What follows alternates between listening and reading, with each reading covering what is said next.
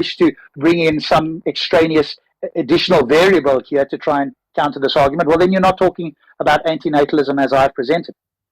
Well, you have to allow for people to have like a different reasoning or like different viewpoints or beliefs and stuff.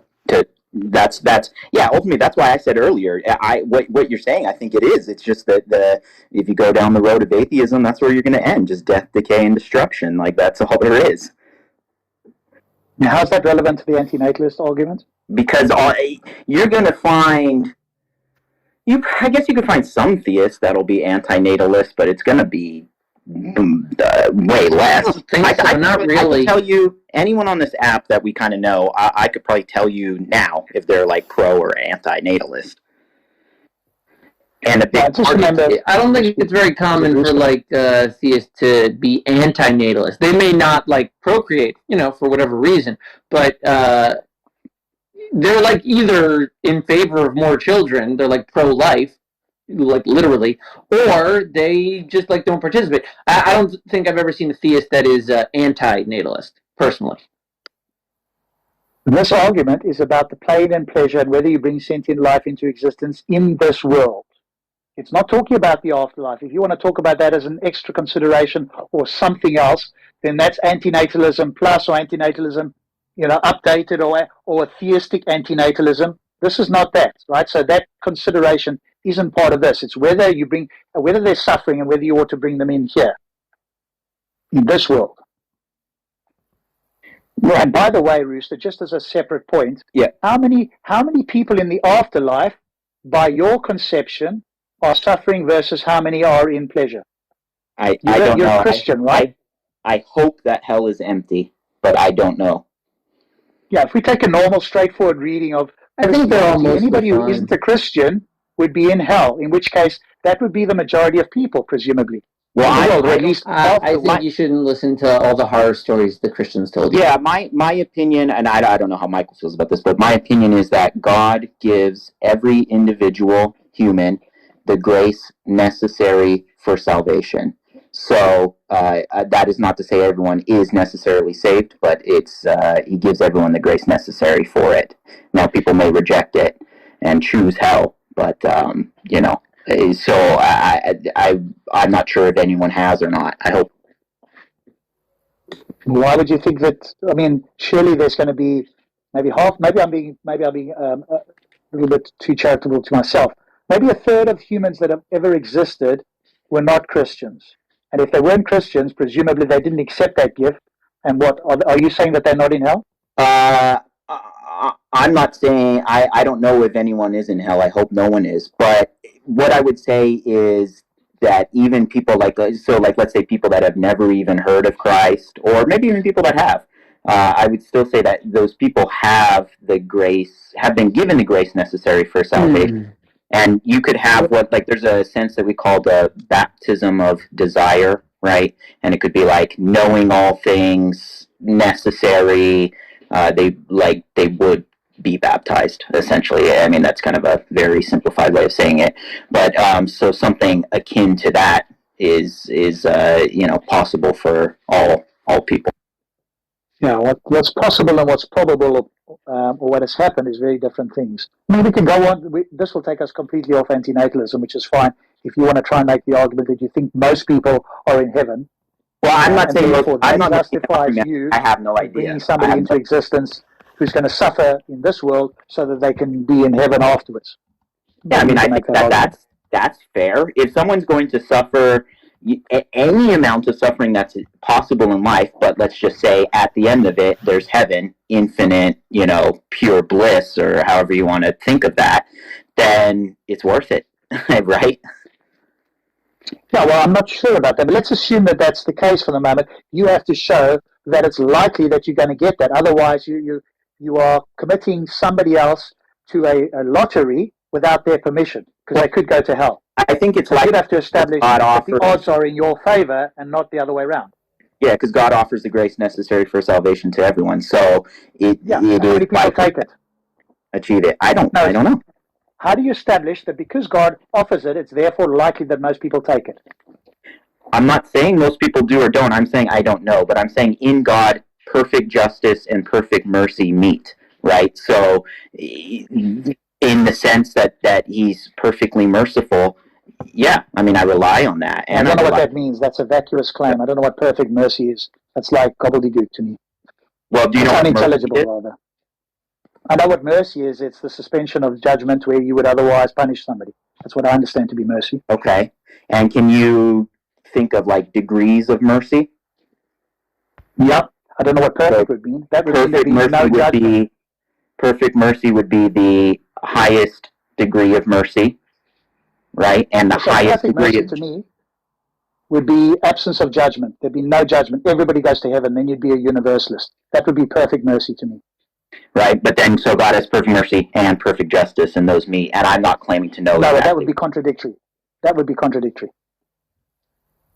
So, because perfect mercy is the absence of justice, or the suspension of justice, the overriding of justice. So there'd be no justice in that sense. Everybody goes to heaven. Because justice then would mean that some people have not followed the, whatever the commands are, and there's some punishment. And justice would suggest that you have to invoke that punishment. Mercy would mean you'd suspend that for some greater purpose. mm-hmm. So you couldn't have both perfectly. So perfectly means you'd be a universalist, it seems to me, if God had perfect mercy. Well, I would say there's also a degree of what perfection and mercy would mean would be like when it's due, perhaps, could be part of that. But anyway, so fine, he has mercy and justice, and those meet in the appropriate way. So, I don't know what that means. The appropriate way. Either it's perfect or it's imperfect. If it's perfect, one outweighs the other. Well, then one outweighs the other. So which is he? Is he perfectly merciful or perfectly just? they meet in him, like the Bible says it. Mercy, I think it says, mercy and justice will kiss. So, that's just like again, not a substantial statement. That doesn't mean anything to me. It's like a meme. It's like a throwaway statement. It might sound good if you don't pay attention to it, but if you ask a question about it, it seems like there's nothing there to evaluate.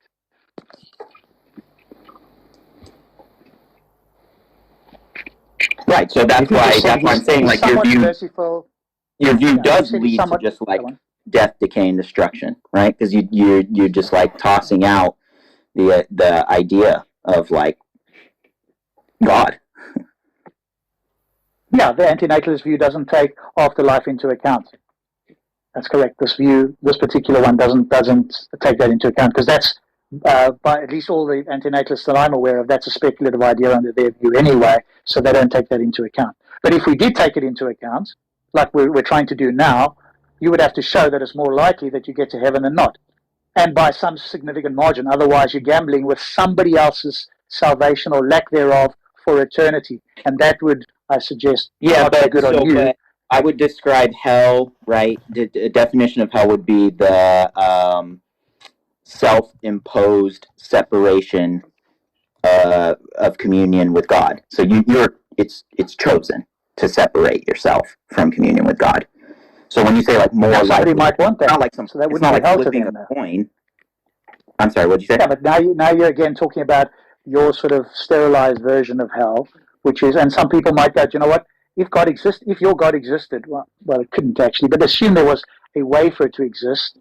I think it would be a moral monster, so it wouldn't be God, but it would be some entity.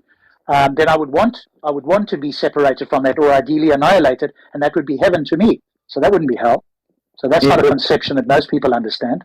What you're describing, you said like that's not my personal, that's like the church's teaching, that hell is the self-imposed, separation from communion with God. That's not something I made up. Yeah, that's one interpretation. I understand hell to be an unpleasant place where you're not with God, but you also wouldn't want to be there if you could choose not to be there. Whereas in your conception, I would very likely, if you're the Christian God or the entity that you call the Christian God exists, I would want to be separated from that entity. So that would be heaven to me. But hell, where there's pain, suffering, whatever the case is, that I wouldn't want for me or almost anybody else. Certainly not for eternity. Yeah, well, the pain of it is the separation from the source of good, the ultimate goodness. Well, that's what you have to establish, that it's good. I don't think it is. And if your God existed, or if that being that you call God existed, I think that would be evil. Yeah. In which case, I wouldn't accept that conception. This goes into my what I feel a way to say that antinatalism is wrong. For something to be good, right? It's desirable, and for something to be desirable, it has to exist. So goodness is existence. But you and I think seem to be disagreeing there. But I think like the most simple way, if you're just like, what's the most simple way to say what goodness is? Existence. Yeah, I don't think that goodness is synonymous with existence. So what is good? Well, existence for sentient creatures, I think, is not good. So that would not be the case. But what are you saying good is? Like, can we say good is that which is desirable?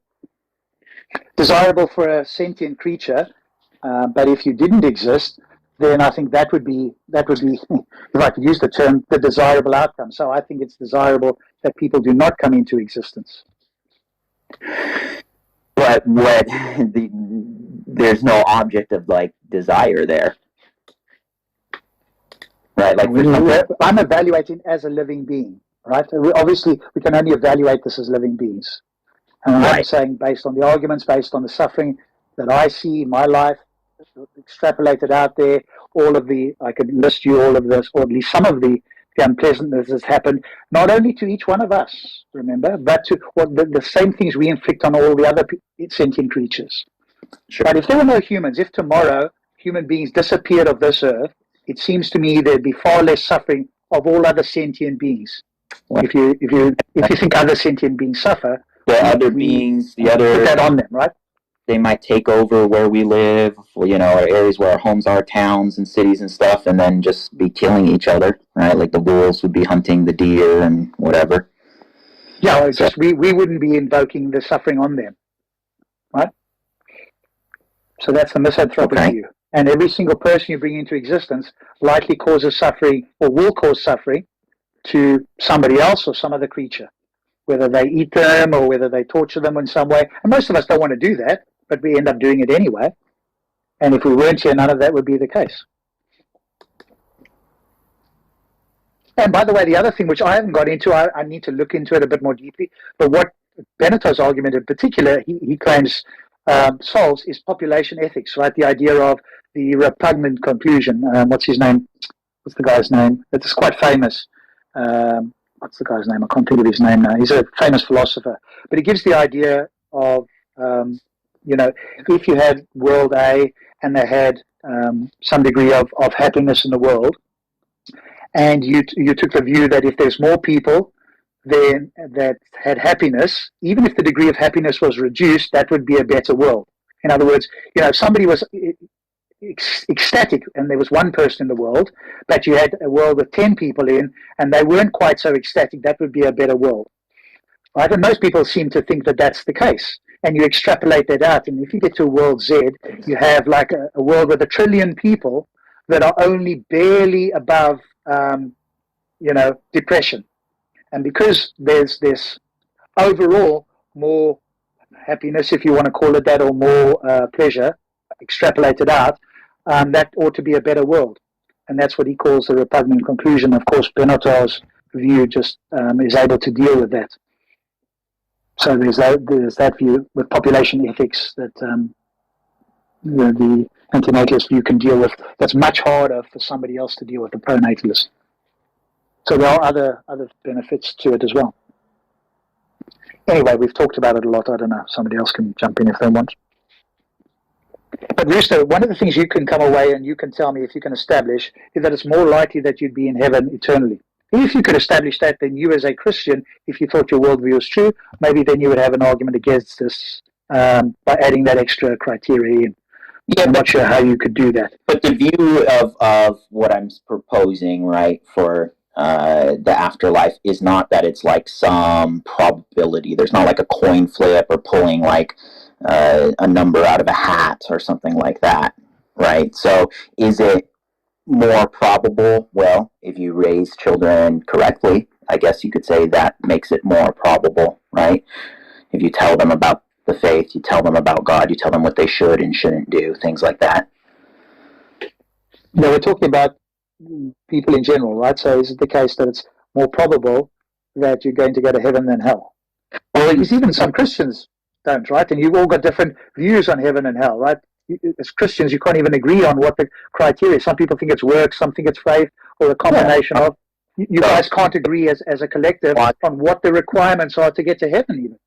So that in itself makes it even more unlikely that it's going to be the case that you're going to get there. No, it doesn't. But just because like people can't agree on something means that like something's more or less likely. I don't think so. Look, it's more unlikely. If it were the case that it was crystal clear what was required for heaven, and all Christians agreed on that, that would make it more likely that if you followed that, you would get to heaven. The fact that you have different interpretations and you can't agree on what the criteria is to get to heaven makes it less likely. It's not really that different. I don't think so. But like if someone says to me, like let's say like a Lutheran, right, and I'm Catholic, so let's say a Lutheran says, "Oh, you just have to believe in Jesus Christ, just accept Him as your Lord and Savior," something like that. I don't know if Lutherans say that, but whatever, some Protestant group that says this. Ultimately, there's really not going to be that much of a difference if we honestly talk to each other, because they're not going to say, "Oh, you could just do that and go around killing people," because that would show that you didn't correctly do it. We're ultimately saying the same thing, right? That it's a gift offered by God. Yeah, but you don't know what the criteria are. Is it faith? Is it works? Is it a combination of? Different Christians have different ideas on that, and that seems to be a major requirement. If you don't know what the requirement is to get to heaven, then you're less likely to be able to get there. Well, when I taught Sunday school, the preschool and kindergarten, I told it to them this way. First, God loves you, then you love Him back. So I really don't see it as some intensely complicated thing. Really? Yeah, this idea of love, surface level, it sounds good. That's a different point we could go into. But the idea is God loves you. What does that actually mean? What does it mean for God to love you? I know what it means when I say I love my child. I don't know what it means when God says He loves me or supposed to love people. I know when I say I love my child, I want to avoid any suffering. If I could avoid almost all suffering, unless there was an exceptionally good reason, I'd do it. I'd ensure the best possible outcome for them. I would forgive them for almost anything. That's what to me means love. That's not what God does. So I don't know what you mean when you say God loves us. It's not clear to me at all. I would say what you just said. God mostly does, like you said, forgive you for anything. I'd say, yeah, God will do that. Why does He need to forgive me for anything? I haven't harmed Him. If my child harms somebody, I ask them to go and ask forgiveness, recognize their mistake, etc., because they've caused harm. Why would God want to do that? We haven't caused Him any harm. Well, like if you tell your kid to do something and they don't do it, are you saying they're causing harm to you, or like let's just say? I'm saying in the case where a child or my child harms somebody else, either says something that is blatantly negative or has a physical encounter where they ought not do so, I will forgive them, etc., and I will love them. So I gave you a conception of my idea of love, but I'm asking, why would God need us to repent for anything? Well, because we haven't done what He said. Right? We haven't harmed him. If the kid harms someone else, right? If they harm maybe themselves, right? So when we sin, we're harming ourselves. We're harming, like, the consequences are negative to ourselves, to like society, and even on some level, there's like cosmological significance, right? Like maybe something like you mentioned, harming the environment. There's like there's kind of like three ways. So forgiveness for those. Yeah, I'm asking, when you say God loves you, I'm suggesting that I don't understand what that means. And you're saying, oh, well, it's pretty much the same as what you said about your child. But remember, here's the thing, right? When you say God loves, I mean, that's why I say it's kind of like a throwaway statement. It's not clear what you mean there. If it means that He loves us unconditionally, I understand what that means. If you say He's all love or He's maximally loving, I don't understand what that means. That to me is like not an intelligible, or at least not an understandable statement to my ear. Okay. What do you mean when you say this? Well, you're saying I think a parent to child is a great analogy for it. He loves you as a parent. Does he love me unconditionally? Yeah. That means no matter what I do, I will be in heaven with him afterwards. Well, that's not. I mean, do you love your child unconditionally? If I had the ability to, and they couldn't harm me or somebody else, yes, I would.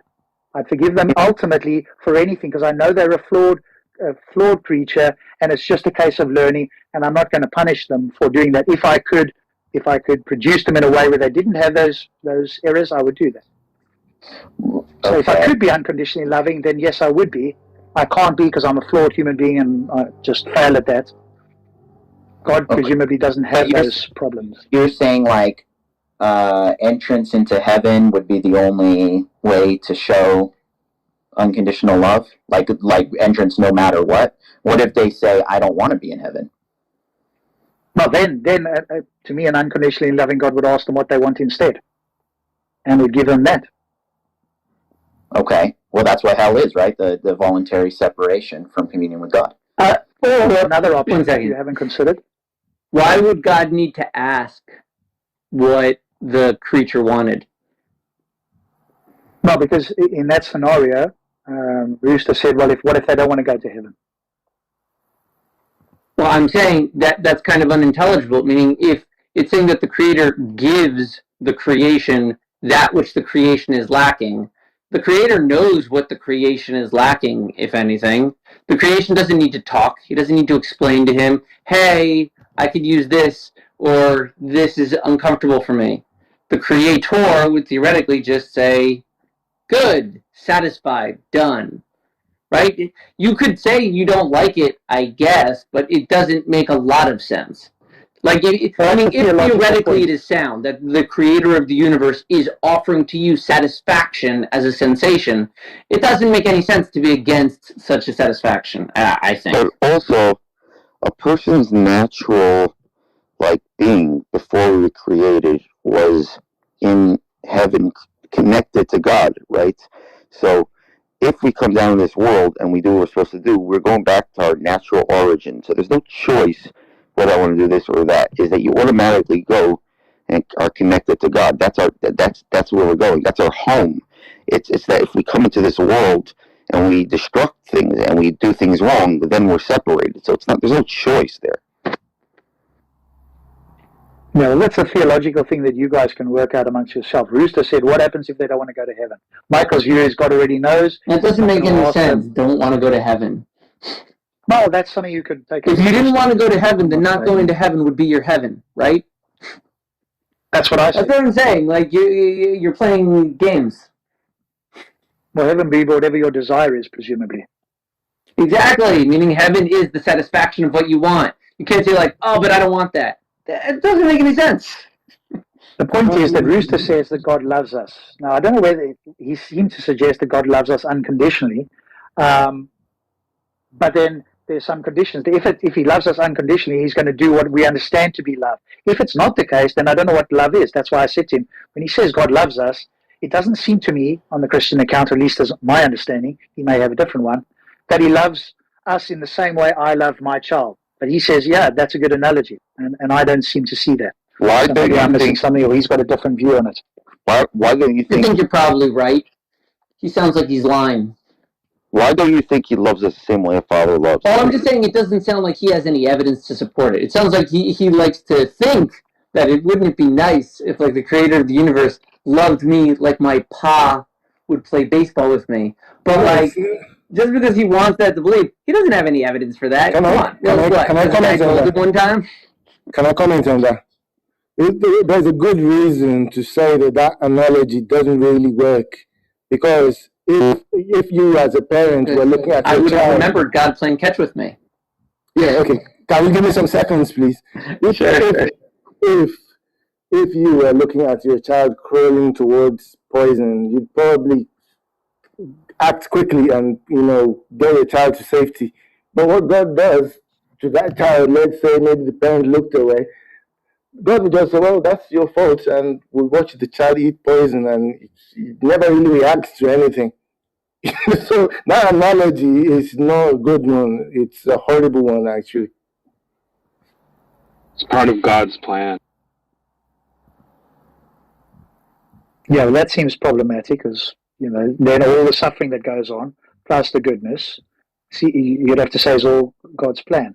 And then we could go down the view of the No, I think the suffering is mostly the problem of evil, and then you'd have to either agree that there is no evil or that God doesn't exist. So I think you've got to be careful with the idea of this is all God's plan. No, I think Although, evil is that's your mostly theological humans view. being assholes.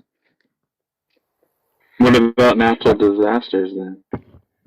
Those are mostly fine. If we were to plan around them, we wouldn't have them. That's done by God though, right? Yeah, God created this place, and we either paid attention to the rules or we don't.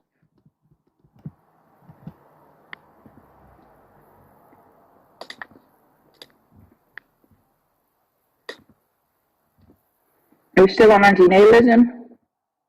Yes. No, we've kind of Death to the babies. We moved on. Babies? Haiti, you'll be Kill the babies. Yeah. You'll be happy That's to what we've God kind of said, moved isn't on. Mm.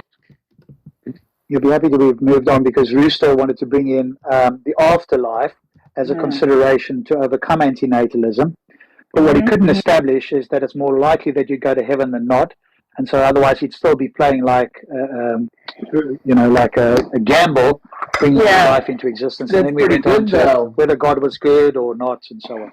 If it is more likely for you to experience an eternity of bliss, that might be worth the gamble of birthing a kid. Yeah, but he could You just have to establish that's the case. Yeah. I didn't say he proved anything. I'm just saying it's a good argument if you accept. Well, if you're a universalist, maybe you'd have a good argument against antinatalism. Although, Heidi, to saying that, if that entity existed, it wouldn't be God, because it wouldn't be all good. I think the problem of evil is intractable. In which case, you may not want to be there. Right? I would want annihilation, or I'd want separation. So that would be heaven, not being with this entity. Yeah, but I do think that under universalism, you could sort of get out of the problem of evil because you could say, like, look, what does all this stuff matter? You're all going to spend eternity in paradise, so, suck it up for like, 80 years? Who cares? Yeah. I don't think that's a bad argument. Unfortunately, I don't think that gets you out of the problem of evil.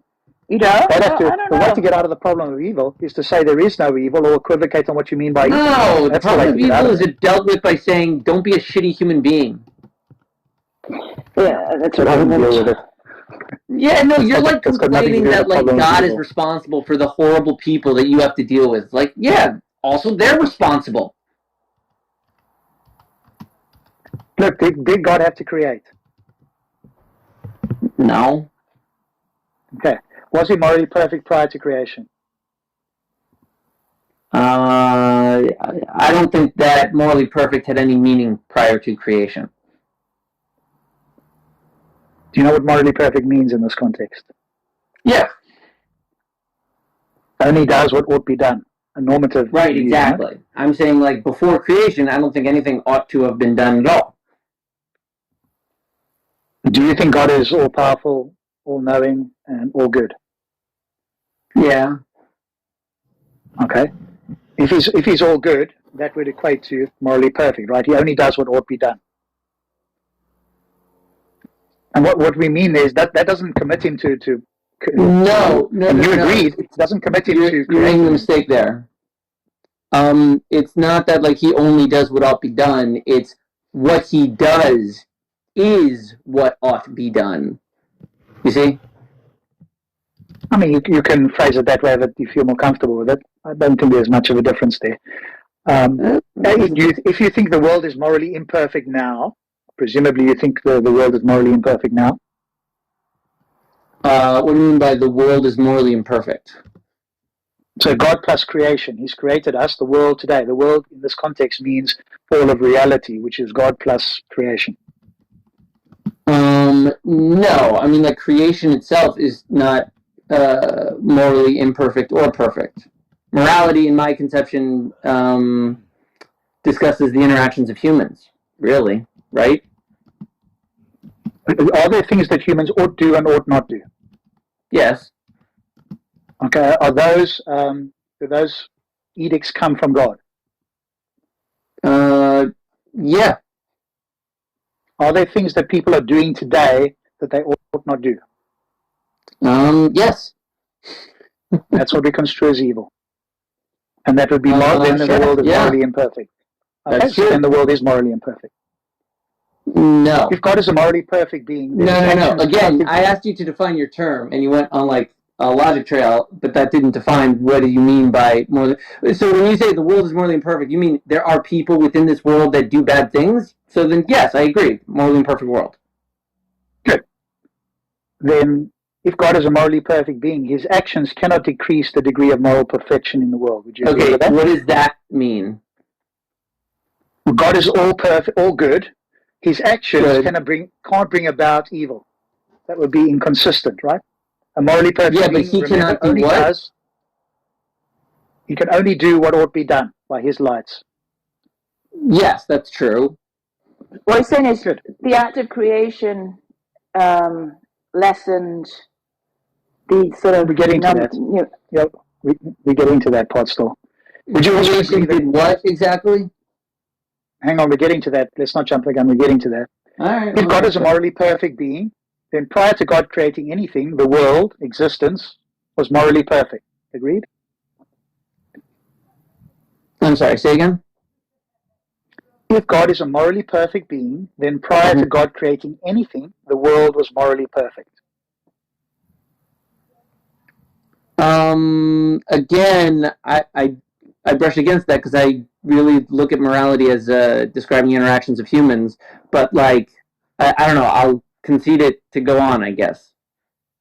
Well, you agreed earlier that God put forward edicts, which is moral concepts, normative statements that human Yes. beings are either in accord with or out of accord with. Those moral Yes. statements presumably come from God's nature, which means that prior to anything, No, I wouldn't say morally that. perfect, right?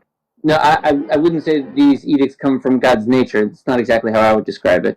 But then what did you say? Was there any? Okay, let's make it easier. Prior to God creating anything, was there any evil in the world? No. There was no world. Okay, good. Well, there was a world. There was existence, which was God. No. You said prior to creation, right? Yeah, world in this context, you Prior can to equate with, like, creation, existence, there is reality. no thing, right?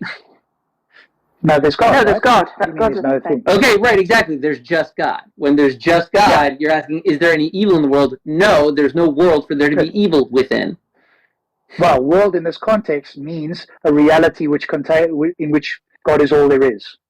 That's what world is. Okay, so there. by world you mean like the broader list of things that exist. Before all the other things that exist, there was just one thing that existed, and we're just going to call that the world right now. Correct. There you go. Okay, fine. If prior to God creating anything, the world was morally perfect, which you've agreed Yes. to in the previous premise, Sure. the world is, and you agree the world is morally imperfect now, that there's evil that happens in the world now, then the actions of God Sure. has decreased the degree of moral perfection in the world. Okay, see, that's my question. What the fuck does increase or decrease the degree of moral perfection mean? Sure. If it's the case that God brought about creation, the entailments of that creation was a decrease in the moral perfection in the world. And since Why? he wasn't What obligated is to a create, decrease? Is there like a level or something? What do you mean by there's decrease? evil in the world. Like Evil. what? Amounts? Evil. There's Like any evil in dollars? the world. What is this decrease? You need to be if this is a metric of some kind. I'll explain it to you very Please. easily. Yeah. There was only good prior to creation. Now with creation, there's some evil. That has decreased the degree of moral perfection. It is no longer a morally perfect world, and by world we mean all of reality. Okay, which is okay. God Let me plus ask creation. you this. Let me ask you a question. Here's a question. Is it possible for something to be both good and bad depending upon perspective? I don't think so under God's view. No, Because not remember, under this- God's this view. is- I'm this just saying, is- like, no, I'm saying you and me. Can you and I say, like, it's good that girl is making her own choices, but those choices are bad? I disagree with them. Can we say those at the same time? I don't know about that, but that's not relevant to this argument. Okay, it's actually the crux of this argument, right? Because you're trying to say that there's evil that exists in the world, and that obviously is not good, and therefore there's a decrease. You're saying there must have been some kind of a mass. There must have been a deletion or something. Good went less. And I'm saying, no, evil, the existence of evil in the world, from a certain perspective, is like good. It's a little bit better than some other alternatives, such as complete non-existence. And when we say bad, we're saying it relatively. We're saying this is a good thing to do. We should work together and build a civilization. It is bad to kill each other. Don't do that. It's counterproductive to the overall goals. You see, that's the morality of it. I think there's a confusion here, which is that if you agree that there's some evil in the world, that's something that ought not be done, right? All things considered, something that ought not be done. That's If you what you're agree that misunderstanding. The capacity for humans to choose is better than not. You're right, God could have made a world where we didn't have the capacity to choose, where we only ever did the best, most perfect thing. That's a possibility. He didn't do that. I don't know why. I don't really care. This is what it is. So ought people do evil? Should they do evil? No, they should not do evil. They should do then good. Should evil be done? No, don't do evil. Bad. So you Hayden. agree that evil should not be done, right? Evil should not occur. Because it sounds like yeah, you're saying don't do it. It should occur and it shouldn't occur at the same time. Exactly, meaning it should Well, be that's on the table, contradiction. we tend to say. We like humans to have, like, some variety of choice. Okay, that's For a some reason. contradiction. Evil ought to be done in virtue of some goal, but it also ought not to be done in virtue Think of it as like a something Wild else. West Do you understand style that's a development of contradiction? humanity. I don't need a narrative. It's just you're just contradicting. How so? Evil ought to be done. Evil ought not to be done. No, I never said evil ought to be done. Oh, so you agree then that God created a world? No, you're deliberately Done. misunderstanding me. No, I'm not. How am I missing? Look. If you agree that evil means something that ought not happen or ought not occur, right? God created a world where I wouldn't say that's what it means, but I will say that's true about it. God created a world where evil does occur. And you actually said that that's actually good because it gives people the choices to do evil, and that's a good thing. No. I'm saying relativistically, like let's say Hitler. He lives his life and is remembered forever as like the worst human being. His name now like means the devil. Right. That's a He good lived his thing, life right? and he did some things. And he did evil things that we would say ought not be done, and we will remember him forever for all the things that he should not have done, but did anyway. So is that all things considered good that the Holocaust happened? So we'd have all these like understandings. I'm of, saying like, from Hitler's that a yes or no? perspective, yes or no? Hitler would prefer to have gone through the crazy ride, and he What did. Hitler preferred.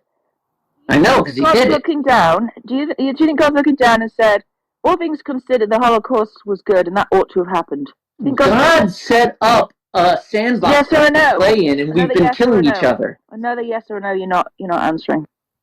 Does Okay, God ask the think- question again. God look down. Let's imagine. I'm anthropomorphizing, but bear with me. He looks down, he sees the Holocaust. He either thinks that ought not to occur, or he thinks that ought to occur. Which do you think he's thinking? I don't think he cares one way or the other. Oh, okay. I think he set the humans up to do whatever the humans wanted to do, So for the most part. he's indifferent as He set to up rules. whether you know? whether the good is done or the good is not done. He's indifferent to that, is he? No, the good is Oh, naturally so he does done. care. So he does care. No. He didn't care. He's not like your servant that like pops in to make things better. Interesting he is. I'm just He asking. set up a game for humans to live in and play by, and you either follow the rules and survive or you don't. And is he indifferent to whether they follow the rules? I don't know. That's You, kind of right, his that's what question. I said, and you were like, "How dare you say that?" Is that is what you think. I said I have no idea. That's you're asking like, what's the will of the creator? I don't know. So you don't. So okay. So he said that these are dicks. That this is what ought to be done. This is what ought not be done. Right. Yeah. But he doesn't actually care. I have no Not- idea. Care? Like what? Like he's crying at night if you sin? I don't know. Okay. He doesn't have tears. Like these are crazy, ridiculous questions. They're like childish. You're like imagining this like Santa Claus character. It's embarrassing. So the Santa Claus character did actually lay out laws, but is disinterested in whether they're obeyed or not. And you think that's me asking a childish question? Disinterested is a term that means judging impartially. Uninterested. So yes, disinterested. No, uninterested. I didn't mean it that way. I misspoke. I used the wrong word. Uninterested or indifferent would be. Yeah, but I'm trying to illustrate exactly what you and I are fighting over. It's uninterested versus disinterested. I'm saying disinterested. You're responding with uninterested. So okay, so you think he's just a sort of cosmic judge? It's just like handing out, sentences that say. What he says is what is. Yeah. Okay. I mean, trying to understand what you're saying. So you start off by saying he's morally perfect. So you don't actually agree that he only does what ought to be done, right? I think that he defines the concept of what ought to be done. And then he created a world where what ought to be done is generally not done. But he's No, happy with that. I think for the He's most just part happy to in this judge it. world, what ought to be done is done. Do you think so? Yeah. I think That's interesting. that there are laws of the universe that are consistent, that everything obeys. I think that there are like living creatures that even have like some variety in the laws that they have to obey in order to survive. We're talking about when we say what A lot ought of to be done. complexity of legal structure in our Oh, when we talk about what ought to be done, we're talking reality. about, as you defined morality as just affecting humans, didn't you? morality is describing interactions with humans. Yeah. Right. So I don't care what the animals do. Right? It's irrelevant. You think that humans, that's by just and if you're large- like curious about the beautiful creation we live in. You just think by and large humans do what ought to be done and do Well, I not think the do what entirety not of the universe does what ought to be Yeah, but done, we- and again- humans are a small subset that can decide to like not. So we're still just talking about morality, aren't we? Yes, So why turn on the universe? because the universe has laws as well. Well, I and don't care follow about that, them. though. Why would I care about Okay, that? We're do you know still what the trying to difference between a good human and a planet following its orbit is? Well, I think you're just bringing up irrelevant red herrings. I don't care. I'm asking. Do you, no, And what I is the said it's a difference? red herring. I'm not engaged. What's the in this difference between line a human being like a human and with Okay, I'm and gonna a star repeat being like a myself. star? I'm going to repeat myself and say this is a red herring. You define morality Red herring. as humans interacting with each other, right? Yes. Doing things that ought to be done and not doing things that ought not to be done. I don't give a Yes, shit. I if a planet did. does what I don't give a shit if a planet does what it's supposed to do. That's got nothing Why to not? do with morality. Because it's got nothing to do with morality. You're just How do you throwing out a think- red herring. No, By that's your not true. No, it definition. has everything to do with morality. By your definition, you said morality only affects humans.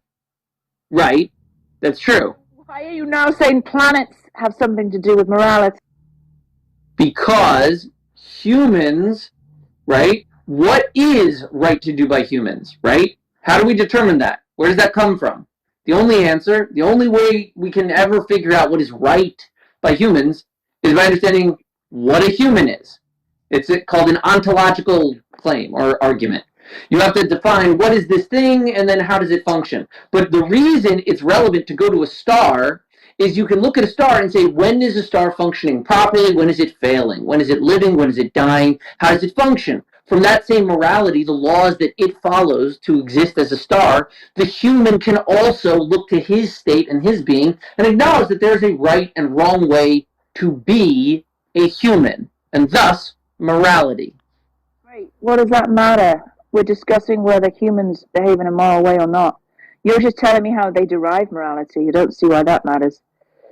What I asked was, do you think most humans You do asked what ought to be done? existence was more good than bad, and I said, for the most part, I see everything following the laws. I said, do humans do what ought to be done most of the time? Humans are the smallest subset of creation. Okay. The arrogance. Okay, I literally have no idea what you're saying now. I'm going to disengage. It was a waste of time. Yeah, you can't hear anything unless it's about you, it seems. Well, you keep saying morality is about humans, and then when I ask you about human morality, you're like, "Oh, humans are such a tiny About part of the ontology. universe." Morality is what happens when you are able to violate your own laws. Okay, that's great. Anyone else want to talk to this topic? Yeah, I thought not. You could just silently listen. Well, I mean, what's the point? You're just throwing out red Silence is herrings. good. Meditation. Someone else might talk. Okay. Who knows?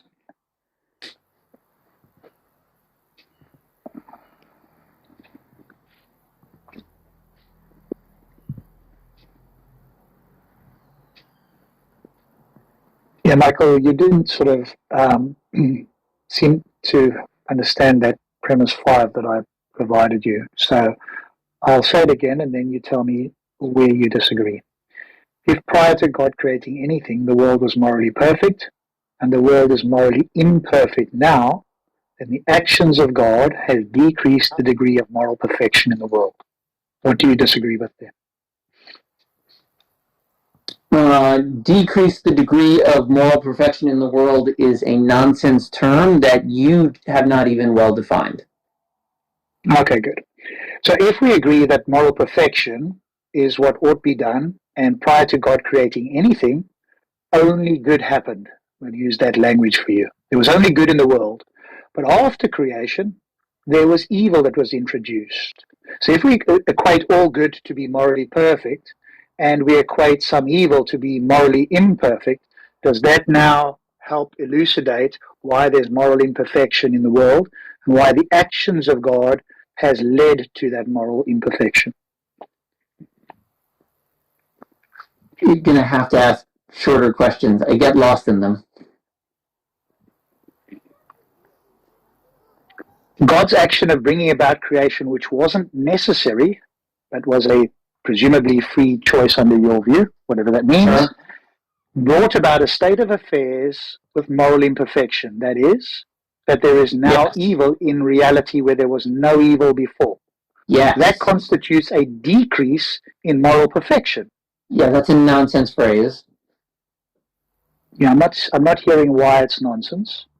Oh, I'm sorry. I have to explain to you why this term you haven't described or defined, and I've questioned you on many times on. I have to explain why you don't know what the fuck decreased moral perfection means. Well, you know the term, dude. Hold on. Do you know what perfection means? Like, let's say a diamond. I can't explain it. You have to explain it. Well, I'm trying to. If you shut up.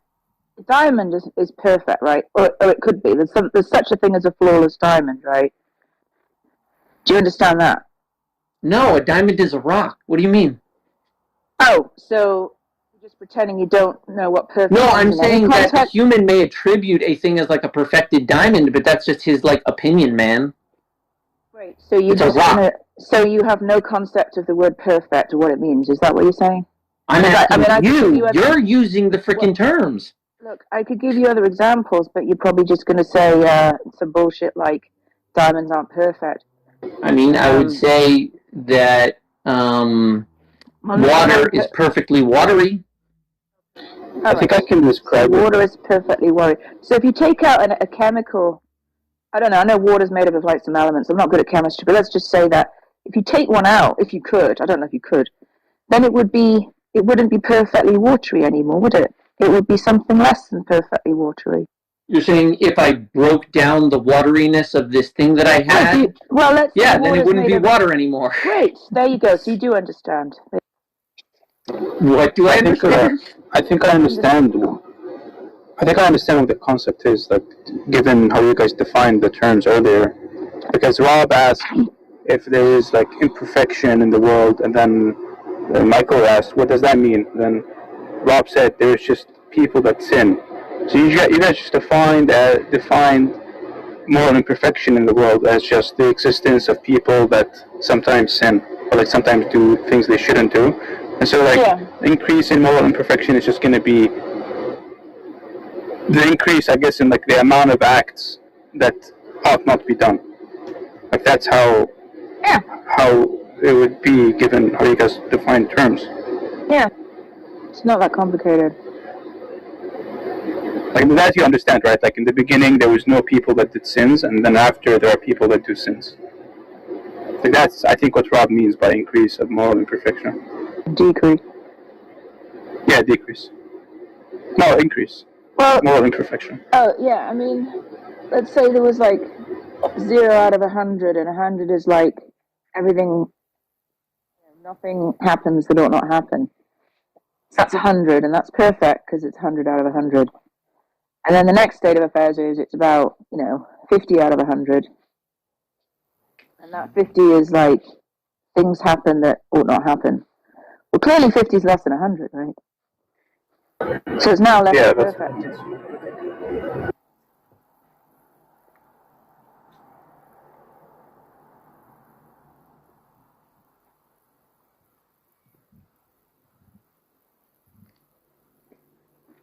Well, Michael, did you get it now? You might have lost the connection. No, I'm here. Oh, what's the problem then? Nothing. Okay, so did you understand what I said about 100 out of 100, and now it's only 50 out of 100, so it's and 100 out of 100 is perfect, because it's a perfectly, perfect, 100 out of 100 is like the perfect score, let's say. I just think you don't want to bite the bullet, because it's going to, give you a problem. Is that I'm not sure. I think you fell out for a second. What is the reason you're not biting this bullet? That there's more moral imperfection now in this world post-creation than sans creation. That doesn't make any sense. You're like quantifying a concept. You haven't come up with any kind of a metric. Sometimes more unexpected sounds grab our attention. Wait, how many things? Is it one Like this thing? desert rainfall. Squeaking viral sensation. $11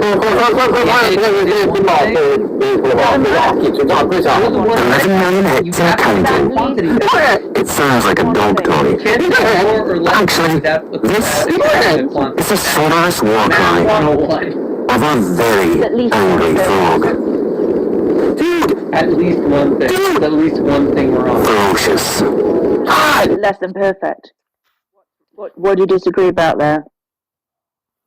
I don't think that you can say that there's one more or less wrong thing before and after creation. I think you're saying nonsense words. Okay, a thing happened that should not have happened prior to creation, right? Post-creation, at least one thing happened.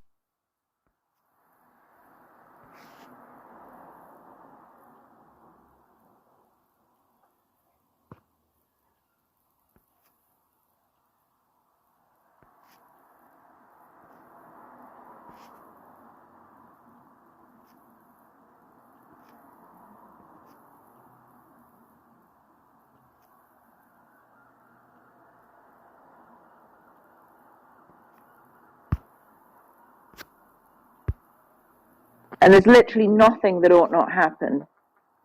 I mean, in a certain sense, that's try. No, there's a certain truth to that, but like it's not accurate the way you're putting it. Are you going to say it should happen and it shouldn't happen in the same sense? No, I'm not saying that there is a should or shouldn't. I'm saying like at like base existence of all things, you have to be like technically core nihilism. Like before God creates anything, it's nihilism, and then it's His will that says like, oh, not nihilism, right? Because there's no meaning because there's no existence. So then inherently nihilism is true at the moment before there is any kind of existence, right? So base position of everyone is anything goes, whatever the hell God says, which is why divine command theory works. Then God says, oh, this way, right? So then the laws. And then within that, there are ways to obey them and certain permissions that certain creatures within the creation have. The trees can do some things, water can do some things, birds can do some things, and humans can do some things. It's not that complicated. Do water, birds, and trees do things they're not supposed to? Occasionally, it usually gets them killed. How do you kill water? Water? You know, burn it, evaporate it. I don't know. Water usually behaves. Water rarely acts like anything other than water. I guess you could say heavy water is like misbehaving water.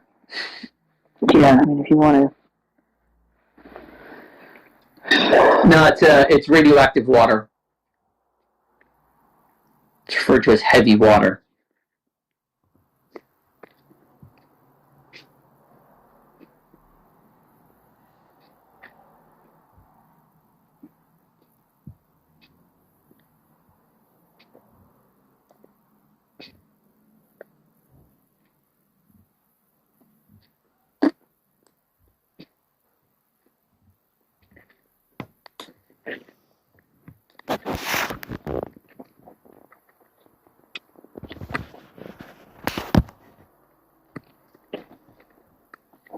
So, Michael, in your theology, is there an afterlife? Yeah. Okay. Is there a hell? Like the burning fire thing? I know you're like with Judaism. I don't really think so. Christianity. I think there may be some mild discomfort for some. Okay, so you think everybody would be? I mean, it might be horrifyingly painful for a while. I don't know, but I don't think it's going to be eternal. Definitely not that. Okay, but do you? I know you say you're not sure, right? But do you have? Can you remind me? Do you have scriptures in the Old Testament that actually suggest that there'll be like some kind of consciousness for people who didn't make heaven, like consciousness for them for punishment or something like that? Say again? Like, is there any kind of verse in your scriptures, in the Jewish scriptures, that suggests that there will be some eternal punishment of any sort? I don't think there's ever an idea of an eternal punishment. I mean, sometimes like maybe swallowed up by the pit. Okay, right. Because that was my impression. There's sometimes ideas of punishment, not usually ideas of eternal punishment. Sometimes you have stories of people that are like punished even after their death, like you see like, I don't know, smoke coming up from their grave. But then the story usually ends with somebody praying for them. Yeah, because somebody noticed, because it was on Clubhouse where there was these discussions as well about the evolution of hell, how or evolution of the afterlife. How there was even a time when I've forgotten where this what the verse is, but it's early in the Old Testament for Christian scriptures, where I presume it would be like one of the ones where it's in common with the Jewish scriptures, where God was giving a long list of. He had two lists. He had this list of things that would happen to people, Israelites, if they obeyed him, and then he had this other list if they disobeyed him. So, and it was horrible. You eat your children, you do this, you do that, and this thing went on and on. But never there did he also actually add, and then you burn in hell forever or something. There wasn't that. I don't know what the Christians are on actually, because this is clear evolution as to how they moved to Babylon and stuff like that. And so these people had the concept of burning hell, and they copied it. Is there any other more evidence of the made-upness of this, if this is even a word,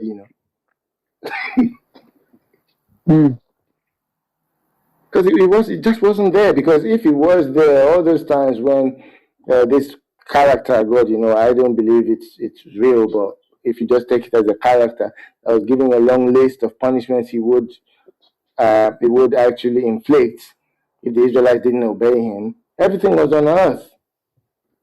And if that one was true, why wouldn't he say it? It's puzzling how the Christians can't see this. I don't know.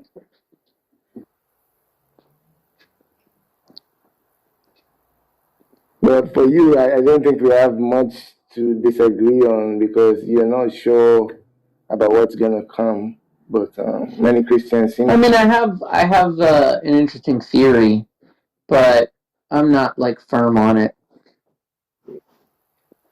Is anyone from the audience, does anyone want to come up and debate Jacob, who's a theist, or debate Michael, who's an atheist? Raise your hand if you want to talk to them. That would be nice. Let me try and get that verse in the Old Testament with God promising. I think that Jacob should defend Christianity and Michael should defend. That would be funny. I used to be I will make fun of Jacob if he tries to defend Christianity. Can't do that. Yeah, I just like being on the offensive for everybody. Like,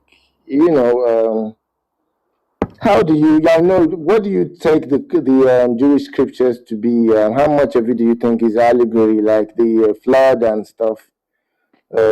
I would say that like the first book, sort of transitions from like kind of heavier allegory at the beginning, and then slowly gets like it pretty quickly gets to Abraham, right? There's like two big stories which both have like sub stories of Adam and Noah, and Adam's sub story with his sons, and Noah's sub story with his sons. Unsurprisingly, those two stories, by like anyone's count, are like ancient history by like the first time that they are being written. According to the Jews, if it's being written by Moses on behalf of God in the desert right after Egypt. At that moment, it would still be like, 400 years ago would be Abraham, and then like 1,000 years ago or something is going to be Noah, and then 2,000 is going to be Adam, something like that. So those two, like that's like 11 or 12 chapters or something. That is going to be like distant history, and it's going to be like more looser, like more far off past histories, because like, that's the writing style of the day, and the Jews are in the land of Israel. They're thinking about the ancient history. So it's kind of a yada, yada, yada, those first 12. So it's basically first man, Noah, because everyone knew about this big event that happened where there was a giant flood, and this is just sort of the Jewish version of it. And then Abraham, the story of our people, and it starts with like this guy that lived in Babylon, left his place. But all of that, again, is backstory written by Moses leading these people in the desert, like hanging out before they actually moved into Israel. That's at least the story. Okay, I think it's reasonable to take like some of many of the stories that were just telling things about the Israelites moving from place to place. Maybe the Exodus. I know some people say there's archaeological problems for the claim, but if we leave that aside, a group of people moving from one place to another, that's not so unusual. But the other parts of the claim, like a pillar of cloud by night and a pillar of fire by day, and some kind of like food falling from heaven and stuff. Yeah, pillars of clouds aren't that uncommon. And also pillars of fire in the desert. They're sort of natural phenomena. Okay, so you take them to be natural phenomena. What about the food? I'm saying, like, it would not surprise me if we got a time machine, Moses shows up, and he says, hey, what did that mean that there was, like, pillars of fire, pillars of smoke? I wouldn't be surprised if you, like, pointed to a YouTube video where it shows, like, a lightning strike inside those desert storms, that's like what happens. If he said like, yeah, I waited around for these things because God told me that like one of these things would happen, which again doesn't sound that miraculous. It just sounds like he's waiting around for some natural phenomena to tell him which direction to go, which maybe is not the best way to lead a people, but you know, he got results. Okay. All right, we can leave that. What would you say about the food that was falling from heaven? What would you think that was? Would you think that was the a natural manna? phenomenon as well? I don't know. I don't know what they survived on in the desert. I have no idea. Yeah, but the scriptures specifically say that God. My sense is that like they were like you know, maybe nomadic for a while. Like if they knew how to find the wells and they weren't that large of a people, they could have moved from like, you know, place to place, plotting their plan to move back to Israel because they knew where they were heading. They just had to, you know, stop with their flocks and everything. It's hard to move that many people. Yeah. But would you guess that maybe they fed on things naturally, but they just added this story of I don't know. Miracle Yeah, foods I falling have no from idea heaven? about the manna. As I understand it, there actually was a jar of manna that was saved in the Holy Temple because, like, they, I guess, out of gratitude for like saving them or something. But it just like sat there. But at some point, they used it. I think. I don't know why. Okay. It's written. Okay, we can leave that. What was your view on the plagues on the Egyptians, like the water turning into blood, firstborn of the Egyptians? Most of those sound like natural events as well. Okay. Those all seem fairly natural, Okay. right? You're talking about like wild animals, infestations. Yeah, but there might have to be there might have to then be some exaggeration on the story then, because he said exactly the firstborn of every single Egyptian, the firstborn of the goats, firstborn of the pig, firstborn of the children. I'll tell you this. You are entitled as an outsider to like look at this story and be like, okay, I see this natural phenomenon, this thing, but some of these are embellishes. Like, come on, it's exactly 10. That's fair. Go ahead. You can question. I'm just telling you, I think that it's at the very least a true account of like these slave people that left. I don't know what like actually happened versus what's an embellishment versus what would make sense if you were there. But like I'm telling you, this is a good account of what happened. That's my sense of it. That's fair enough. I too can grant that they and you know, I've looked into it. I've tried to be critical. I hang out with atheists. I know how to be skeptical. But it seems to me that your kind of image of God is one that doesn't actually actively just appear and start doing miracles, because you seem to suggest maybe this was a natural phenomenon, maybe that was a natural phenomenon. Yeah, like most of Judaism is like a constitution of slave people, saying like this is the state we're going to have, and this is like our foundational documents, and we have like this is our notion of God, because it's like all affirmed by everybody. And notions of God are important when you're starting a nation, especially in that era, and even today. Like if my version of God is Hindu versus Muslim versus Christian, I'm going to start a bunch of different types of states. Cool. So again, I know we've done like miraculous. Just one last one that I'm thinking about. You probably maybe think this is, I don't know, the one of when Moses performed miracles by turning sticks to snakes, and the other magicians were able to do the same as well. And then Moses' own stick that changed into a snake then ate up all the other snakes. Would you consider that one as some kind of fictional part of the story? I'm sorry, say again? Yeah, would you consider that to be fictional? This one where Moses' stick turned into a snake, right? And then yeah. When the stick turned into a snake. Yeah. I don't know. I wasn't there. There's nothing that says that it can't happen. I have no idea. All right, that's true. Because where I was getting at was, I'll never know.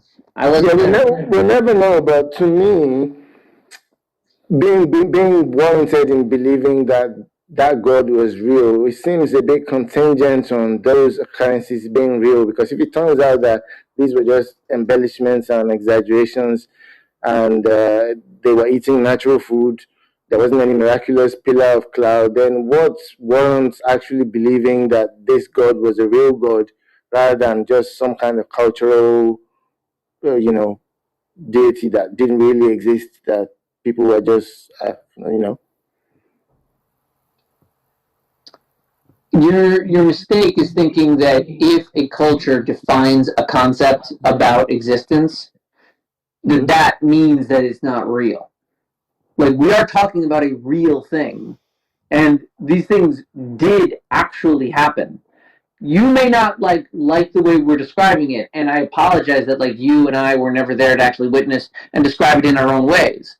We simply read the testimony of our ancestors that were there, that witnessed these events. Now you can say, I don't like the style of your testimony because it talks about this thing which seems ridiculous.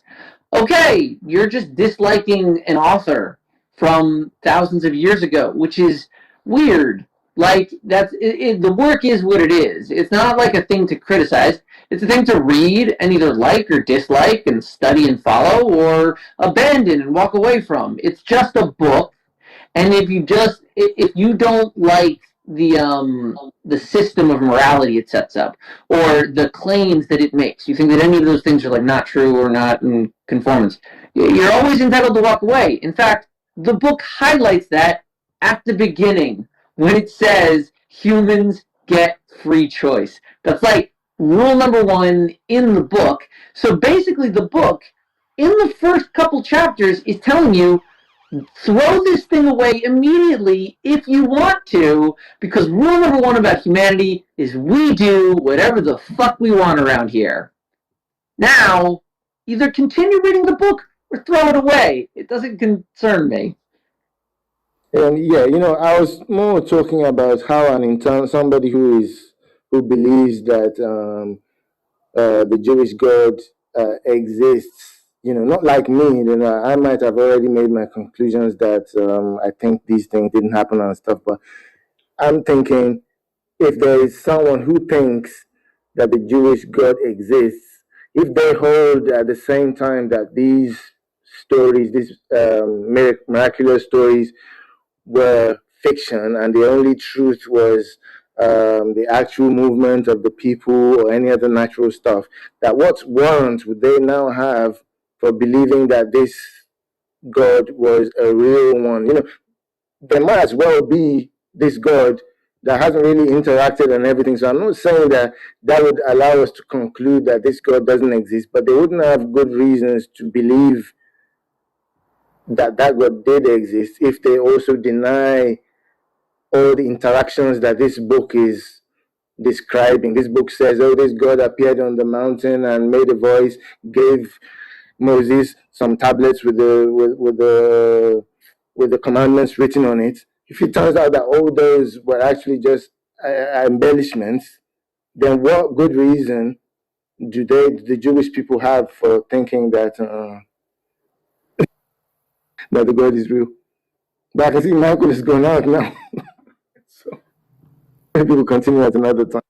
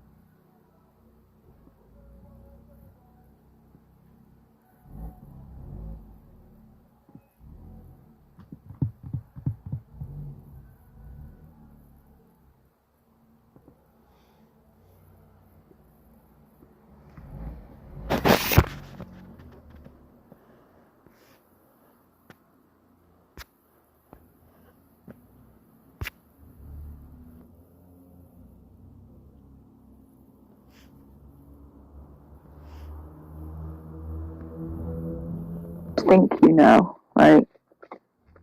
But I don't think you can know for sure. But it's kind of hard for me to, like, you know, justify that, right? But see, that's a perfect example, Haiti. That is a form of belief. When you say, I don't think you can know for sure, that's what you believe, that I cannot know it for sure. But even with that, you can't say, I know that you don't know for sure. Yeah, I wouldn't say that. But I would say I believe that you just think you know. Right. Right. And the reason is that it's not impossible that you are just being deceived. Right, and I don't think you'd have any way of knowing that, because that's part of the deception. Yes, but that is also still sort of a belief. You believe that no one can know, et cetera, et cetera. That's what you believe. Sure. Like, for example, someone may say, I believe Johnny talked with his wife yesterday. Do they know that? Well, no. That's true, but, I mean, I don't think, my point is that I don't think you can really justify your claim that you know. Because if you were being deceived, that's exactly what the deceiver would, like, cause you to think. They would make you think you knew. Yeah, I mean, that is also an issue as well. When you say, I don't think you could justify how you know. Well, how would I justify that I know, or I had an acquaintance with something true, that it was personally revealed? The only way for you to know that, if it happens to you as well. In that I can just be skeptical. Like, I don't need to know that, right? I can just say you haven't justified that you do know, and the reason I can say that is that it's possible you're being deceived, and I don't think you can claim that it's not possible you're being deceived. I think except by saying I know. That still would be a belief. Socrates. Remember Socrates earlier? Yeah. Yeah, I think I laid that out pretty clear as to why that isn't the case when it comes to revelation. Why you're not conceived? Why it would be logically impossible for you to be deceived by another being? No, concerning the infallible revelation, I gave him my position, which he wasn't content with, because he said he didn't understand. But because I said that the knowledge, the certain mental state, which could be considered knowledge of God via his revelation, which is sui generis, was that I said that that's a different category of knowledge, which I was calling revelatory knowledge, which was a primitive. Let me give you an example, Katie. Let me give you an example. Okay, of what? Years ago, I actually used to be a race car driver. Okay. This was back in the early 90s. I can picture that quite well. Really? Okay. Yeah, I used to drive race cars. Now, we didn't have, people had VCR cameras, but there is actually no video tape where you can actually see me inside the race car. There are videotapes where you see a car going around a track, but you don't see me in the car. There is a photograph. There are photographs of me next to the car. I see. Yeah, okay. So in other words, you see that, I do see a race car. That's obvious. That's no problem. But I don't see Johnny in the race car. Okay, now, I could bring you eyewitnesses that say, hey, look, I was there. Yeah. But a skeptic could say, yeah, but you're his friend. You may say whatever. You may think they're... So how do I prove to someone else, with beyond a shadow of a doubt, that they can know that I actually used to drive a race car? Even if you had the video, it wouldn't do much, could I don't think you it could. would not do much. But for me, I know I was a race car driver, because I have that particular knowledge. Prove it yourself, though. How would I what? You were. Because it was reality. Well, I was driving a race car. Yes. Maybe it was a delusion. Well, maybe you were, you've woken up from like a 10-year coma, and then that's hyper skepticism. That's where the only thing I don't like about a hyper.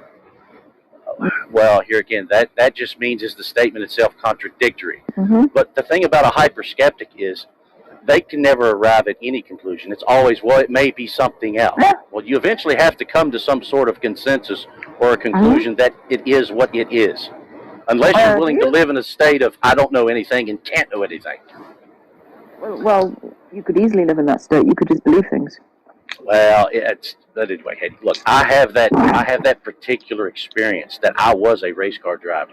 Now, and I'm saying you don't know. You have no way of knowing that's true. Well, yeah, I do know that because I was there. No, you just believe it. No, I know it. You were there. Well, if you can't demonstrate it to me. Well, if I can't demonstrate it to you, does that mean that I don't know it? No. Yeah, maybe. Yeah. You can't demonstrate. Man. No, I'm saying you can't demonstrate it to yourself. There are other possibilities. Myself is not questioning it. I'm not arguing with myself here. It's not a belief. It's knowledge. It's an experience. Demonstrate to yourself that you're not a brain in a vat. Go. Here's the thing with the brain in the vat thing, Haiti. Mm-hmm. If you're thinking that I'm a brain in a vat and everything is an illusion, you would also have to think you're being a brain in a vat is also an illusion.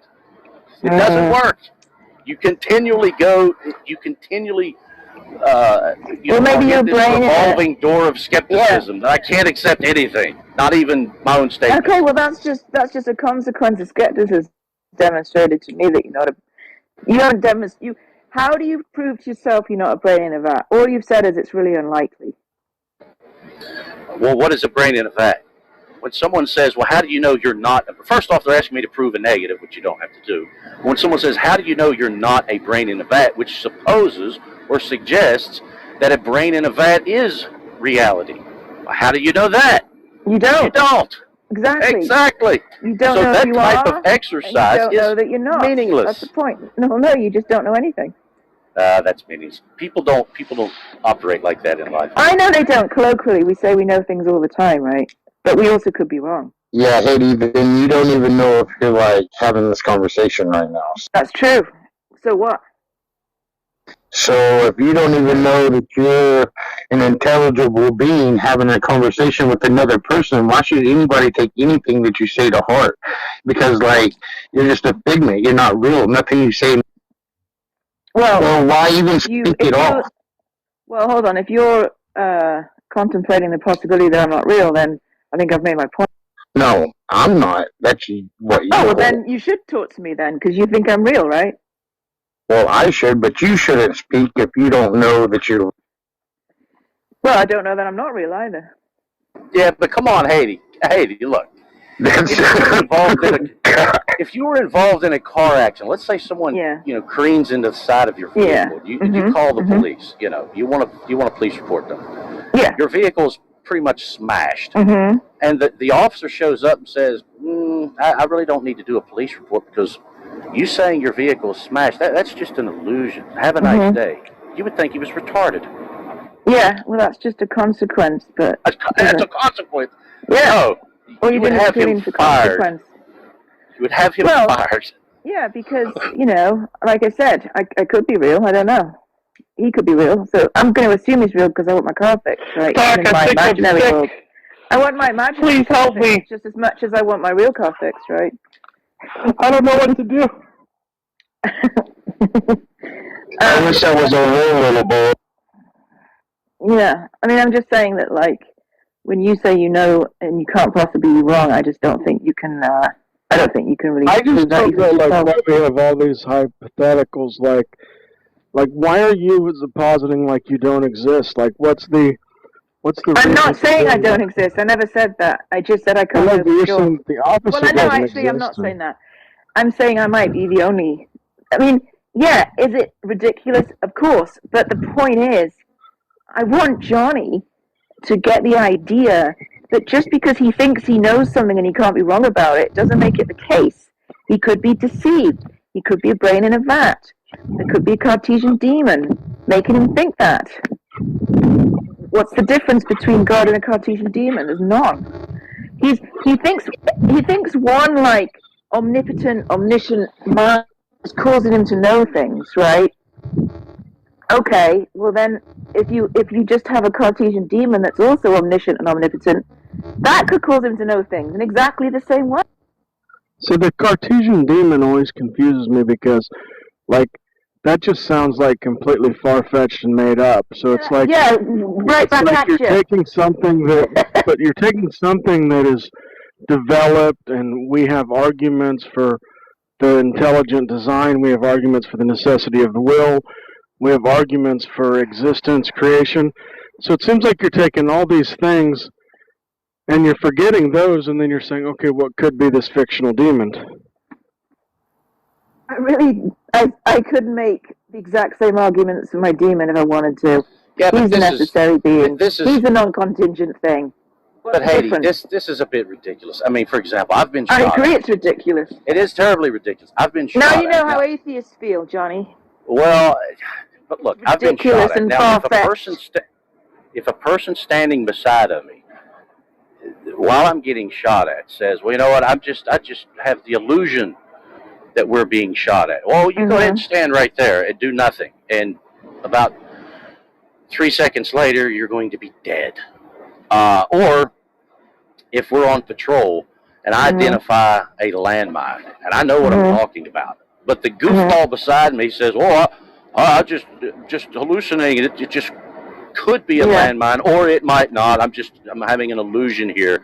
Okay, go ahead and step on it, and you'll find out that it's not an illusion. Yeah, and if This is the type of absurdity that I'm talking about. Yeah, you know what else is absurd? If I'm traveling with Paul on the road to Damascus, and he suddenly stops and says, "I see Jesus," I'm going to say that's a delusion.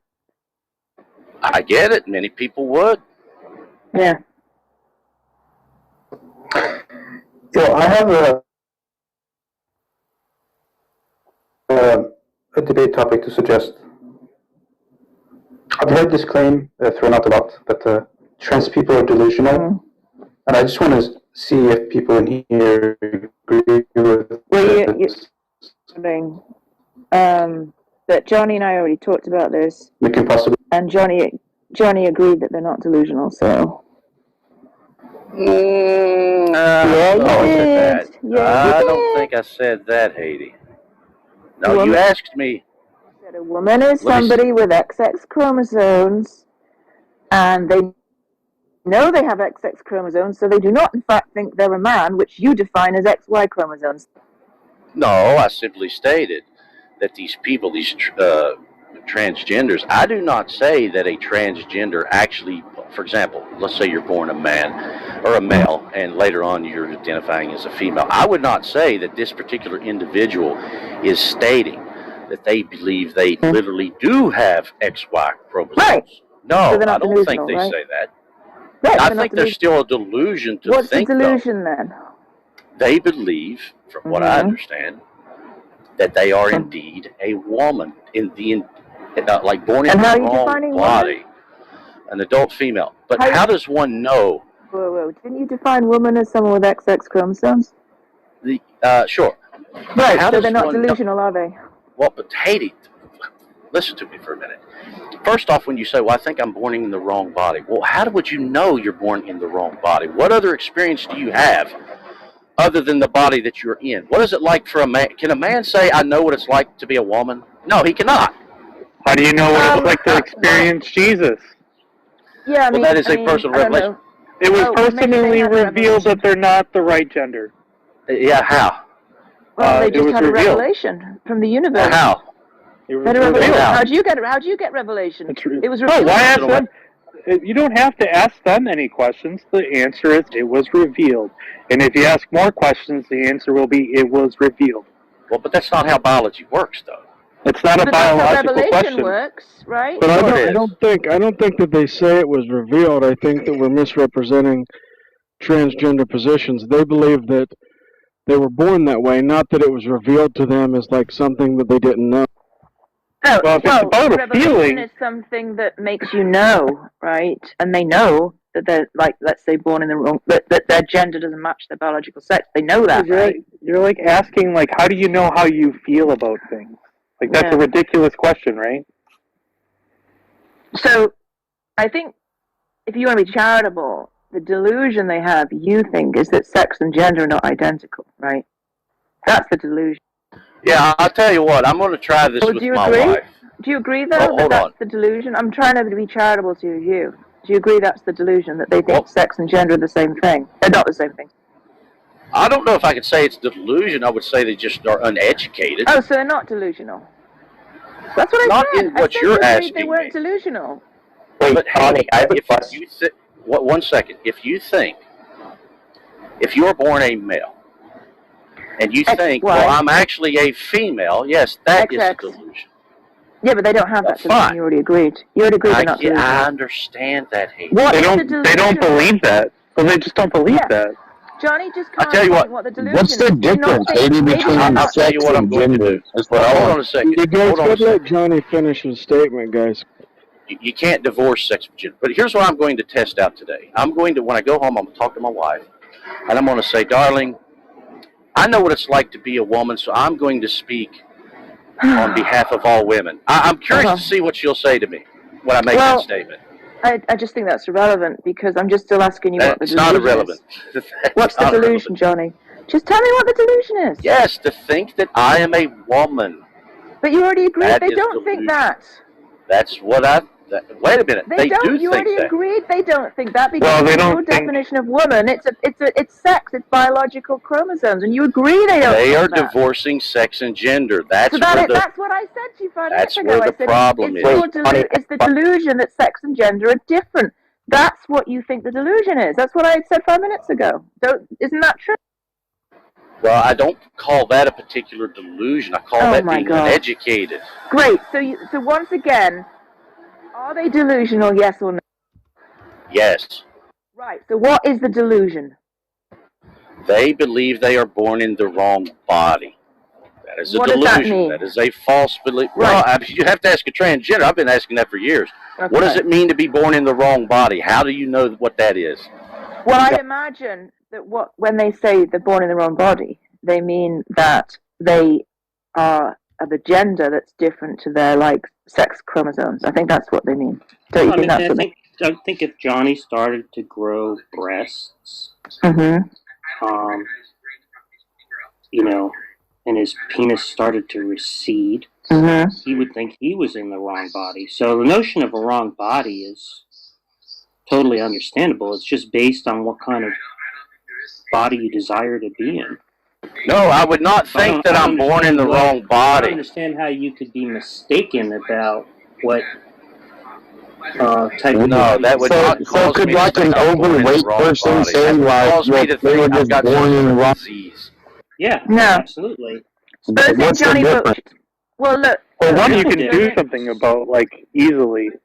That'd probably be one of the differences. Okay, so Suppose there can was you? some sort of magic, right?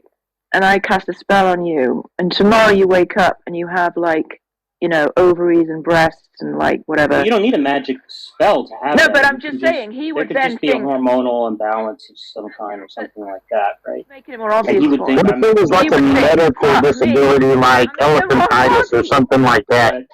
Then would that justify like you think you're born in the wrong? Why don't I you... think, guys, the better example you would want is to explain to Johnny why it would be different to say that you wake up and you believe you are a woman and have been a woman since birth, versus Johnny waking up and believing he was black and he's been black since birth.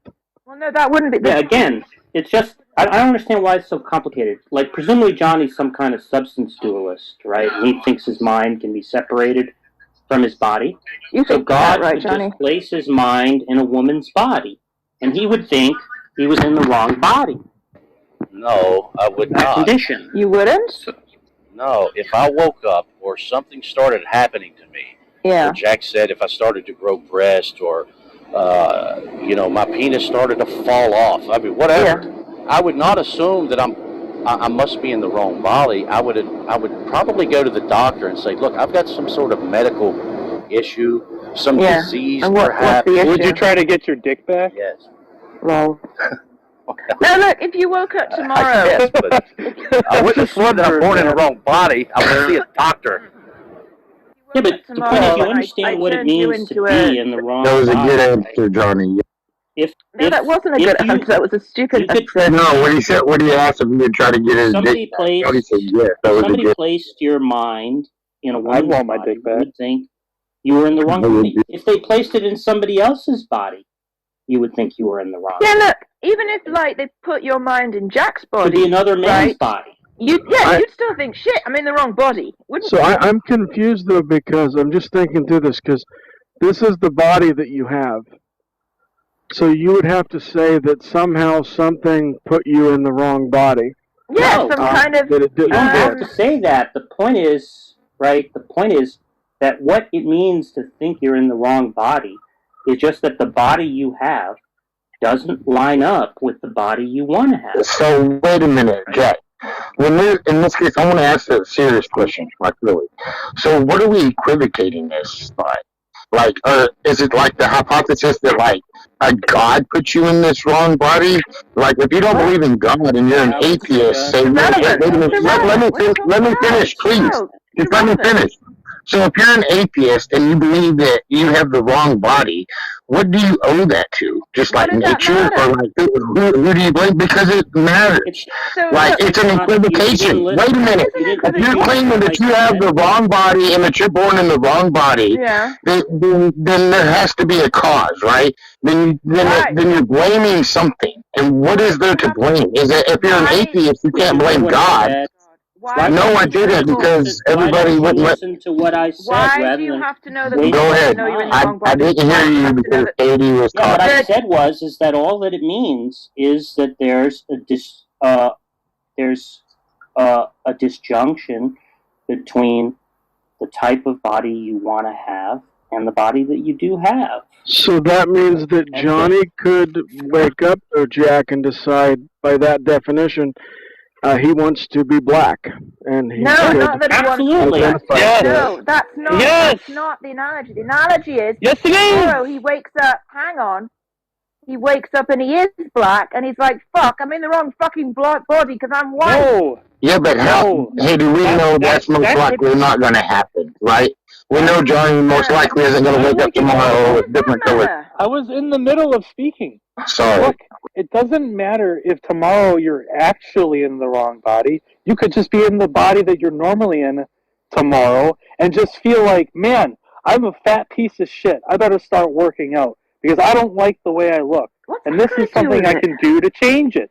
That's irrelevant. Yeah, the point is there's no delusion there, right? Delusion, a delusion is a false belief that's held in the face of compelling evidence to the contrary, right?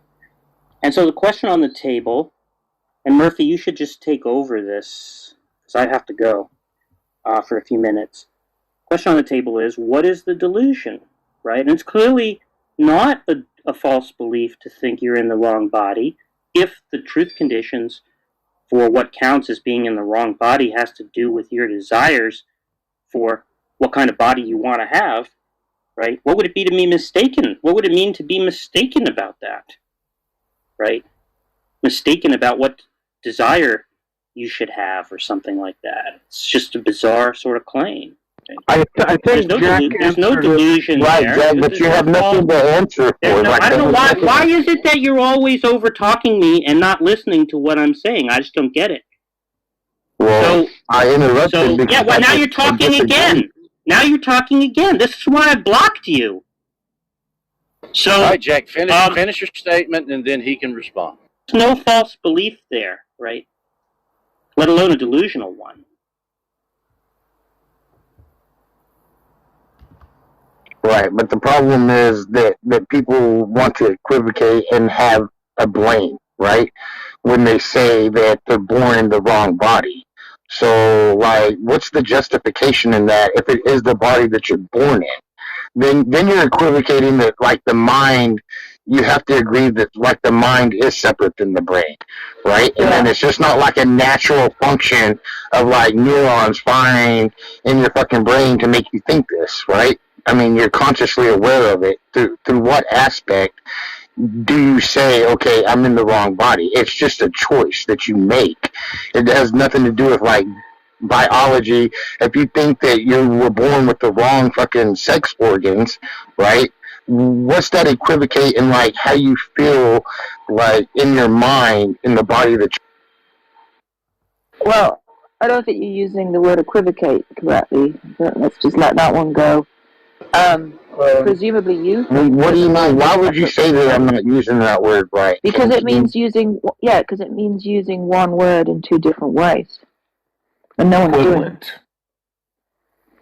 Wait, what do you mean? Still have so you still have the belief that trans people are delusional? 118.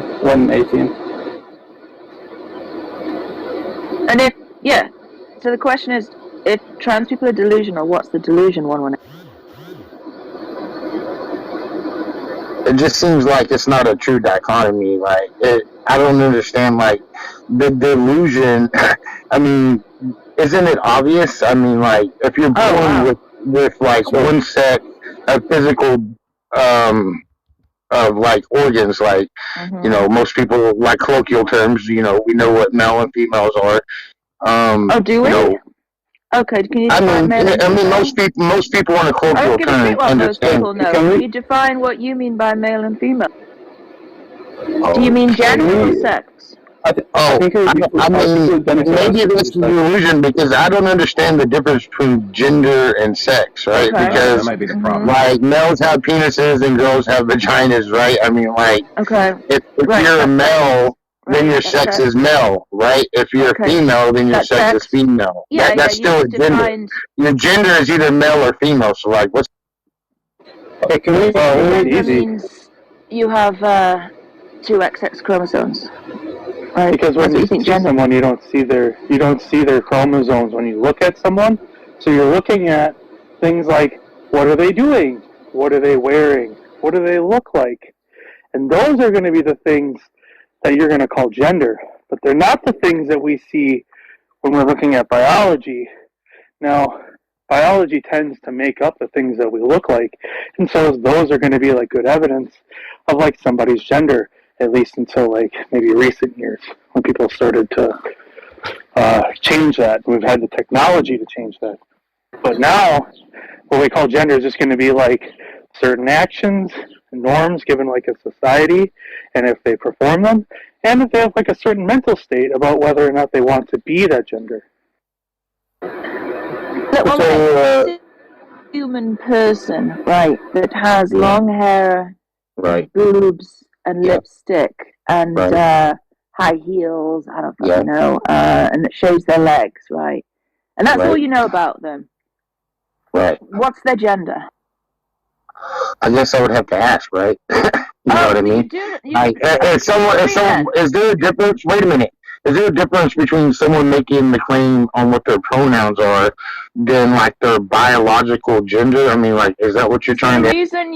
Is there a reason you can't answer my question? You wouldn't know their gender if you saw this person I just. Well, I mean, I consider myself to be an intelligent person, and you know, I've been around the world for what I mean for a while. I've been interacting with other human beings, right? And I've been around like transgender people and stuff. So I mean, you can kind of put 2 and 2 together. Right. Okay. So you would then consider their gender to be female, right? Is that what you're saying? No, that's not what I'm saying. I can say that you could pretty much tell the difference, you know what I'm saying, between a tranny, a male, like, in drag, you know what I'm saying? But that wasn't my question. Why aren't you answering my question? I'm just telling you. I'm just telling you, this person... What? Is it because the replays are off that you guys are all being bigots, or what the fuck is... Well, I'm not trying to be a bigot, right? I'm not trying to... Listen, I'm not challenging anybody's belief. Guys, listen. Wait, can we? I want to know. Can we just ask? Stop. Listen, guys, look. This room is a little different. Telling John Lee, shut the F up, you idiot, whatever, that's not what we do here. So I asked you so you broke up the room to be like a teacher for some reason? Did you hear what I said? Did you hear what I said? Say, Johnny, why'd you bring me up here? You knew what I was going to do. And you know what I'm going to do now, right? I don't give a fuck, you piece of shit. Right, so 118, I still want to know why you refuse to answer my question. I don't understand why you wouldn't answer it. Right, I think I did answer the question. I just don't think you understood the way No, you did not answer a question. I'll ask it again. Human person, okay, long hair, lipstick, boobs, high heels, let's see, a fat ass, soft skin, what else can we say? You know, small frame. What gender are they? Go. Right. Do they have an Adam's apple or not? No. No. It's covered up. It's They don't covered have up. no, they don't have one. What gender are they? What gender? Right. They just don't have one at all. Right. Do they have a noticeable bulge in their crotch? No. What gender are they? I think I've given you enough Careful, information 118. that you would just be dishonest if you didn't answer the question. What gender are Well, Haiti, what do you want me to say? to be honest. Listen, no, listen. You know. Using to You know. Listen, it's a bait question. You know what the perception of the mind is going to say. If I see somebody that you described, right, like just out in public, what would it be? right? Okay, perfect. You're You not think gonna it's tell a me. woman? Do you think Right. it's a woman? Yes or no? Yeah, Right. obviously. You're gonna think that they're presenting themselves as a female. Johnny, Yeah. is there a reason he's not answering my question? I don't get it.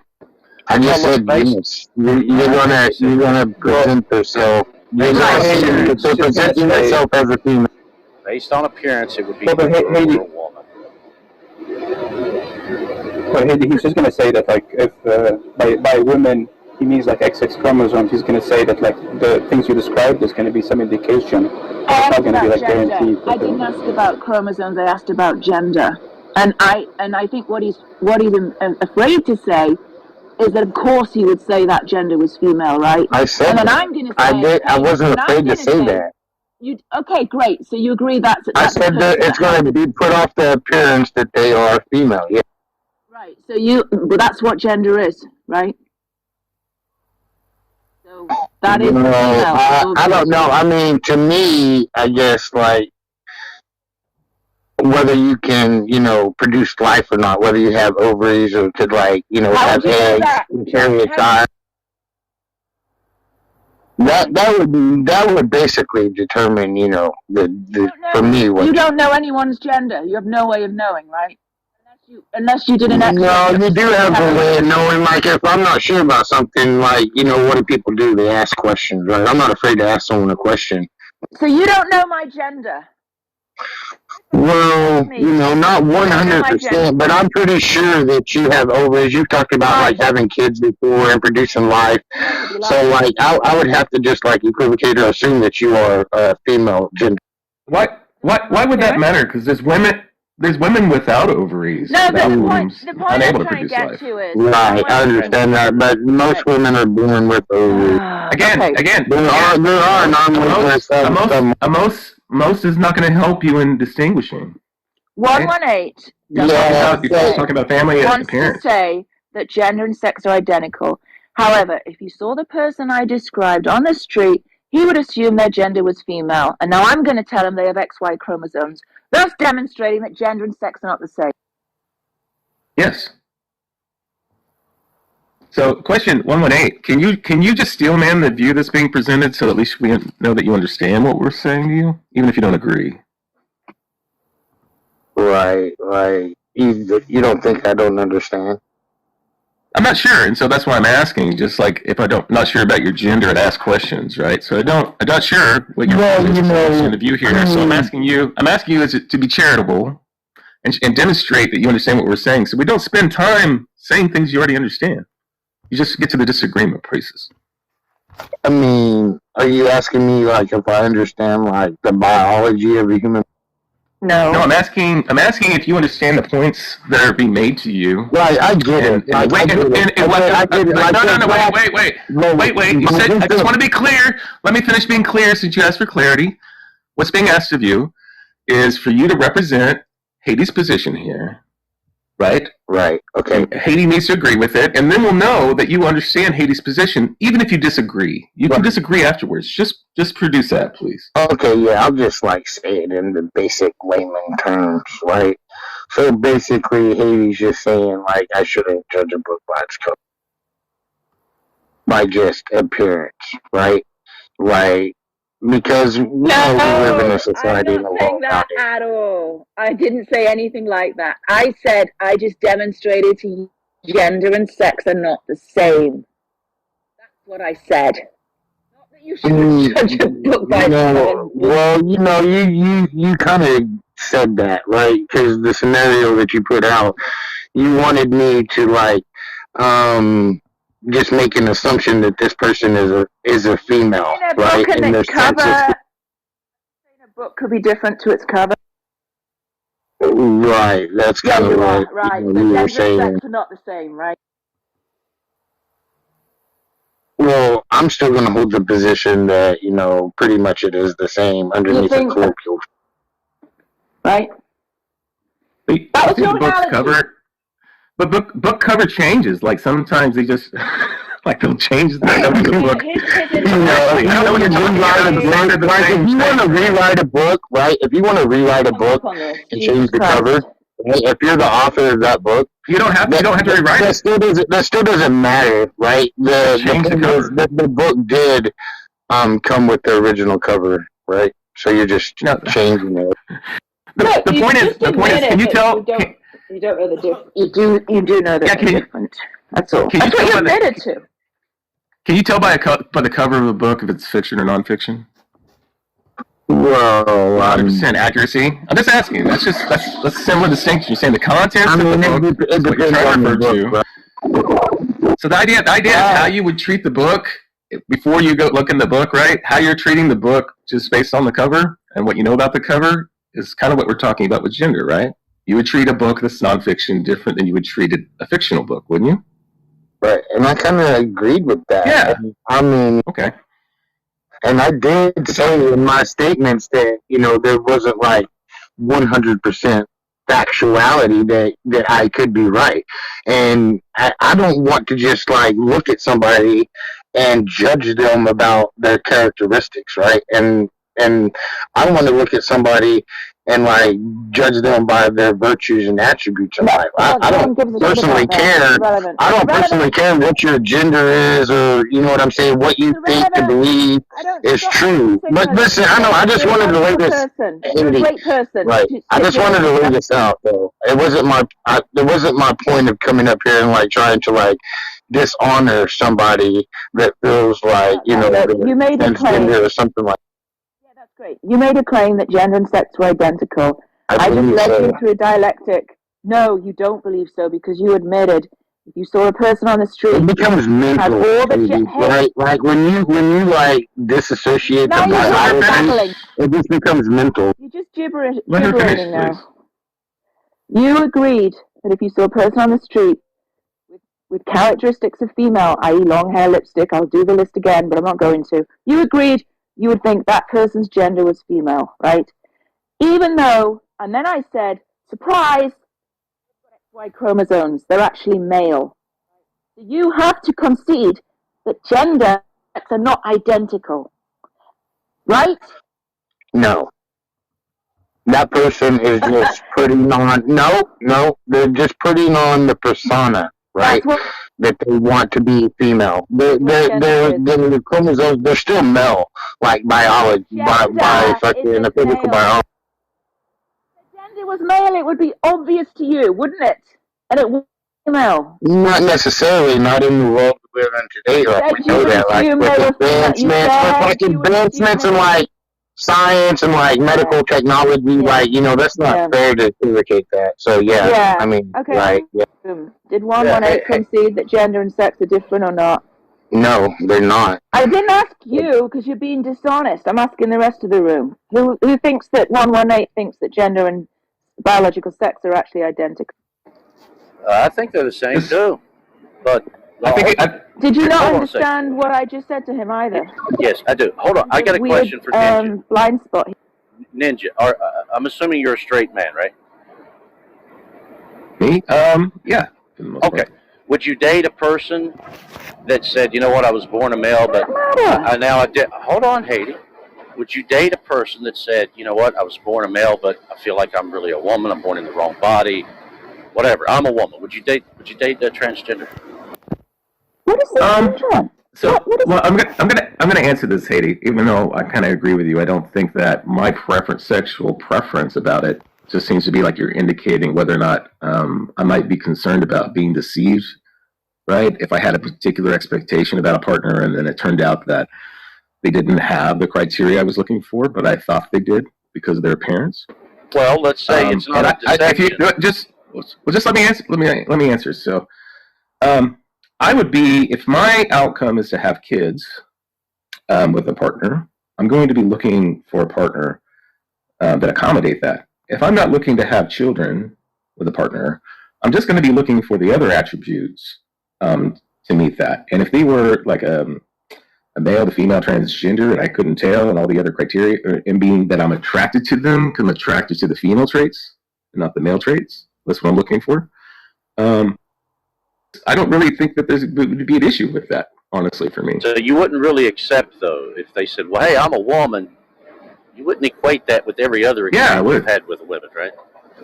Well, I don't, if someone tells me they're a woman, I don't necessarily equate every experience I have with them. I have experiences having children with women. Some women just simply can't provide that experience. But I still wouldn't call them women. Well, look, not everybody accepts this stuff. Well, listen. Would you call a woman who can't bear children a woman? Yes. Yes. There you go. So I just don't understand why you guys keep saying about they need to be able to have a womb or ovaries. Doesn't seem to be actual criteria. You're not accepting them the same way you would accept every other woman that claims to be a woman, right? I don't know what that means. You wouldn't. So a woman who's just weirdly born, I don't know, without a womb.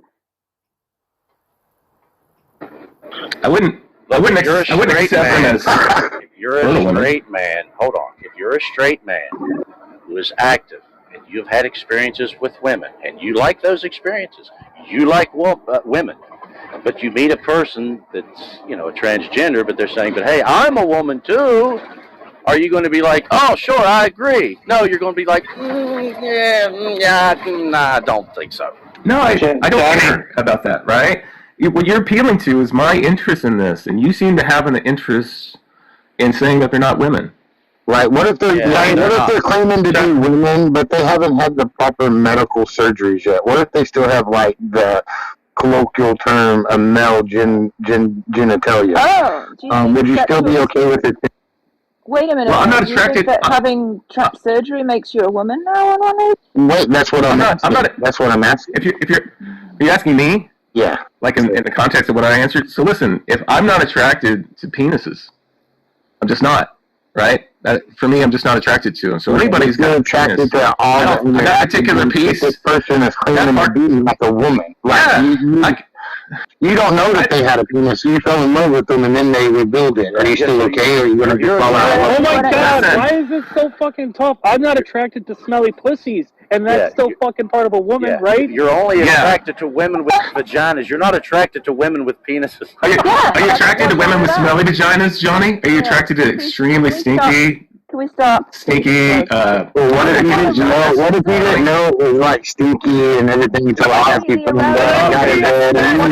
This is getting crazy here. None of this is. I don't know why you guys went down this path.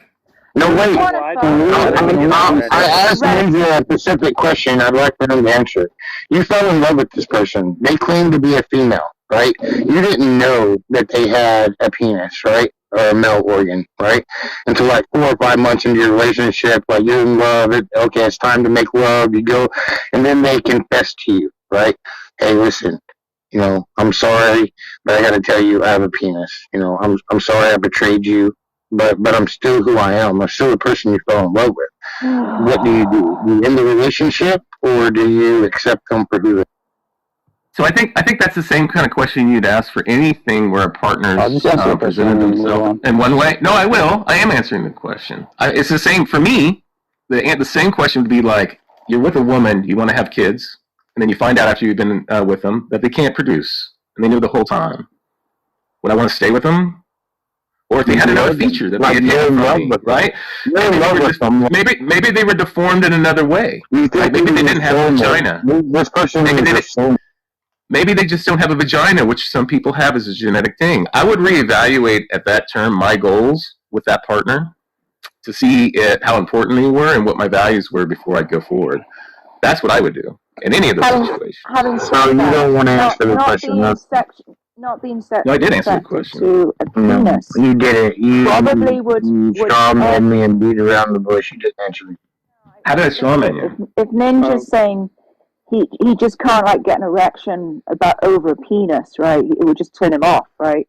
He might still romantically love this person, but he wouldn't be able to make it like a sexual relationship anymore, right? Right, thanks. What's wrong with what? Talking for Ninja, I appreciate that answering for him. Right. Well, You're- I don't you're- understand what. yeah, right. Eddie, great. You did great. Yeah, Hedy, I want to know what this question proves. What Exactly. hinges on this? Nothing. Ninja likes dick or If not? somebody lies to you, Oh, you know, Yeah. it proves a lot. You know what I mean? It proves deception. It proves the human mind. It proves the concept of like liability, right? Yeah, it does. people don't It want to does. be I lied believe. to. That's all you're proving. Exactly. People don't want to be Ninja doesn't lied like to and deceived. Wait, can we reset? Can we just reset like for a sec? So I just want to Reset ask. to what? Asked a total relevant question, so we should change it to back to. I want to talk about this woman who's got two pussies that work entirely. She's got two separate orgasms. Yeah, now, Beto, we don't want to. I don't want to do that anymore. I mean, look, I don't know how this got off on. You started it. Yeah, well, it really devolved into chaos here. Well, I'm just wondering if that's like I have a way. I think I have a way to bring it back on track. Okay, let's hear it. Okay, so I guess we start with 118. So, do you think trans people are delusional? Yes or no? David, can you mute? I think you're the buzz. I'm sorry, David. I couldn't hear you. There's like some stuff. Sorry about that. Sorry. Oh, it's Murphy. I'm asking you. Do you think trans people are delusional? Yes or no? We've already talked about that. I don't really want to do that anymore. I want to answer your question, but Johnny don't want to, and it's his room. We've already talked about that. I don't really want to do Trans that. topic then? Are we done with Yeah, it? look, I don't want to do that anymore. Look, for me, and I'll say this and then we can move on. For me, I don't accept it. We also have an individual that comes into these rooms. Most everyone knows Brenda. I'm not going to be mean to Brenda. I'm not going to do like some people do by saying Brandon or any of this stuff. Look, you can change your name to whatever you want. I'll respect that. I will refer to Brenda as Brenda. But I will not refer to Brenda as ma'am or female or woman. I'm just not going to do it. Now, if Brenda has a problem with that, okay, fine. But I'm just not going to do it. I have my prerogatives as well. I do not have to accept something that someone just simply wants me to accept. I don't have to do that, and I'm not going to do that. So that's all I have to do. Yeah, that's right, Johnny. You don't have to do that, but in my case, I would. I would respect someone's like privilege or right as like a citizen on Earth to not be bound by any kind of category, even if I disagreed with it and like biology and everything that I know and that conforms to me in reality, you know, the difference between male and female, whatever, you know, I don't have to have an objective opinion on someone else's identity, right? My opinion is definitely subjective, so therefore, I mean, to each their own is what I say, even if I don't agree with it. Okay. Yeah, So I'll say guess this we way. can This move on conversation about delusion I've Mhm. had for hours and Yeah, hours. you It's couldn't not by show my delusion. initiation. It was by other people who had an agenda. I think atheists are delusional, but I don't have an agenda to convince them that they're delusional. I don't have an agenda to convince transgenders that they're delusional. It's just that I just let them be.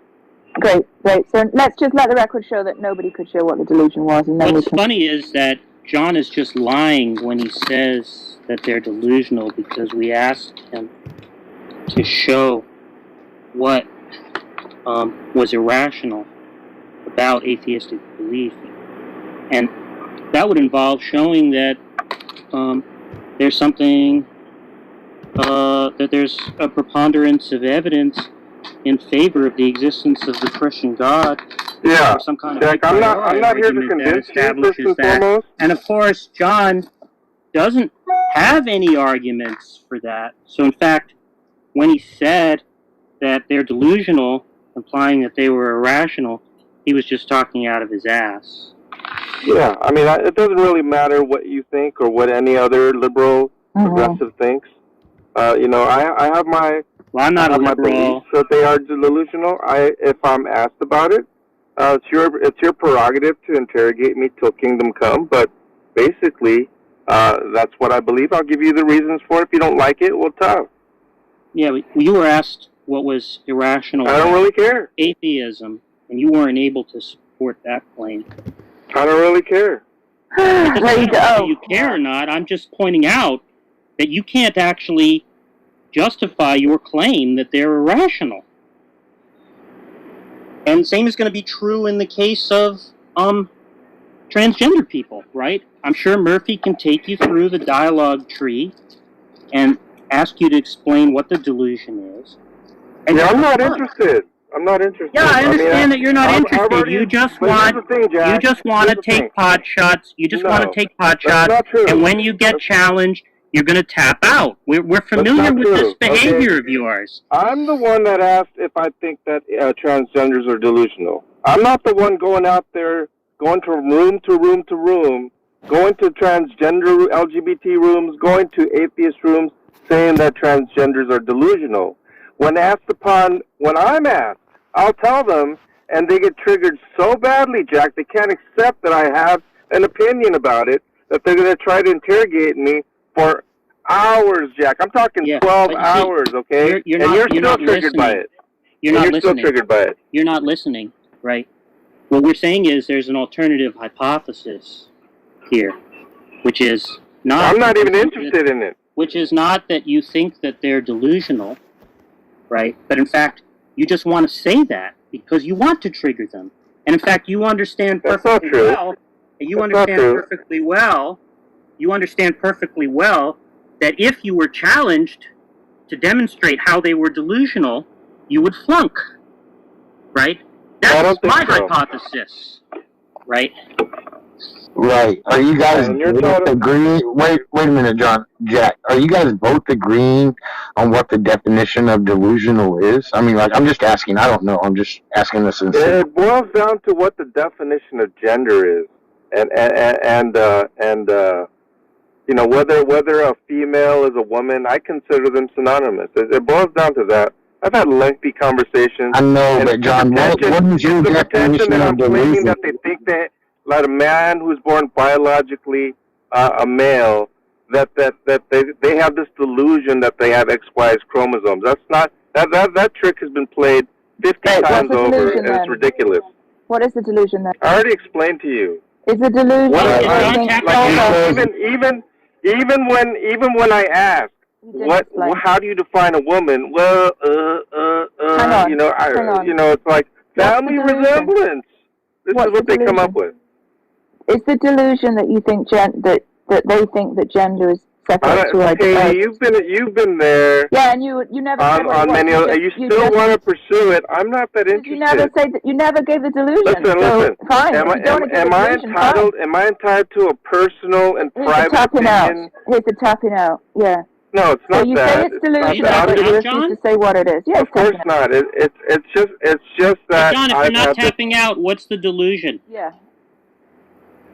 Oh my God. Hang on. I think what John is trying to say is the delusion is maybe the acceptance of the individual's XY chromosomes, and maybe that could be viewed as a delusion, maybe? What do you mean? The delusion is, I don't know, they accept what chromosomes they have. What do you mean? No, that's what I'm saying. It's simple. Like, the delusion is they're going against, like, a biological, colloquial term of what a male and female is. How's that a delusion? They're going. I think that their dispute is over what the meaning of a word is. No. What I'm saying is, I'm kind of putting words in John's mouth, but like, let's just say I'm Hispanic. I'm Mexican, and I decided that, my chromosomes say that I'm Mexican. My DNA says I'm. Well, they don't. Don't over. You kind of know what I mean. And I'm saying, oh shit. I can't change their ethnicity, just like a person can't change their biology. Right, that's what I'm saying. Maybe that's people are viewing, and really I'm on this platform to really learn because I'm trying to, my community has an increase of LGBTQ, and so like I want to get this definition, and I understand a lot with what's going on, but I'm just trying to speak for a lot of people who don't know the difference between gender and and sex, and there is a difference, and it took me a while to get there, but because of old definitions, old terms, just it's kind of a new kind of a thing going on. Explain it. Gender. Yeah, okay, here's a good example. I'm a prison guard. I work at a maximum security prison, and I remember I took a trip down to a facility, and I knew the facility was a mixture of not a mixture of inmates, but there were in this case there was a male prison. That's all I dealt with. And I walk in the yard, and I go like this, damn, oh my gosh, she got a nice booty. And all my guards were like, what the fuck? So and I understood it was a woman, but I swear she looked like a woman. And actually, she was an ex-porn star in there for murder. But yeah, she's a woman. She looks like a woman. She wants to be a woman. Her gender, she wants to identify. Then, goddamn, that's her American right. She's a woman. But yeah, that's how I define gender. And for biology, sex is, it's what you were born with.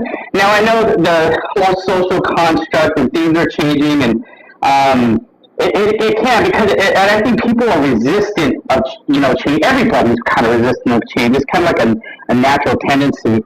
So when you have these terms come up and people, it's like really unfamiliar, so they're going to be really resistant. Because I was like, I don't get it, I don't understand. But now over time, it's like I had to put myself out there because ultimately, I want to become a therapist, and I want to be able to counsel different parts, everybody. I don't care who they are, LGBT community, I don't care, drug and alcohol, but what I'm saying is I'm going to encounter that, so I need to influence myself. But it wasn't able for me to get there until I actually started stepping out and educating myself. So, but the question I would like to ask that is, it's not quite a change of topic, it's on the same topic, but it's like, why is it increased now? Like, you see more of it. I honestly believe that when people are born, they really believe that they are a specific gender, but the question is like, why? And I had a sit-down conversation with my doctor, who is transgender. She was a man and now a female, and she has all kinds of different studies on it and how to increase, but I understand because now we're more acceptable, people are coming out. But I don't know, I'm fascinated, I'm still learning, and I think there's so many different factors that I'm not saying that the people are, who come out are, I don't even want to use that word delusional, because they honestly believe that. But my question is, like, we see more and more of it, and I was just trying to say why. What are you guys' ideas on that, or thoughts on that? Because it's happening, it's a real thing, and I love living in America because we can accept people the way they are, their religion, their faith, their sexuality. Who cares? But that's the greatest thing about living in the United States, because in other countries, these other people will be stoned. That's up. The play.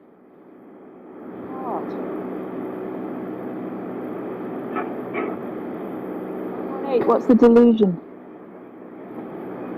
It's a false belief. What's the false belief? Just another way of saying it's a delusion. That's not an answer. Right. Well, if a person is not born... Johnny, not 118, not John Lee, who's been able to articulate what the delusion I'll is. explain it, Haiti. I'll explain it. Oh, yeah, I don't think you will. Listen, Haiti, I made it clear to ask you Jack what the definition was. Wait. The reason why I say it's a delusion, if a person is born a male, and today they are saying, hey, I'm a woman, or I believe I'm a woman, I believe I'm born in a female's body. Okay, that is a false belief. They don't believe that. They don't believe that. That's wait a minute. They never said I was born in a female's body. How do you know? They say I was born in... Look, people are not saying born in a female's body. Let me finish. And I'm Let me female. finish. Baby, you can't speak for everybody. I mean, like, what the fuck is... Hey, wait. Sorry. I don't want to have to start sending people down. Sorry. I do not think that they actually believe that they have XX chromosomes. I don't think they believe that.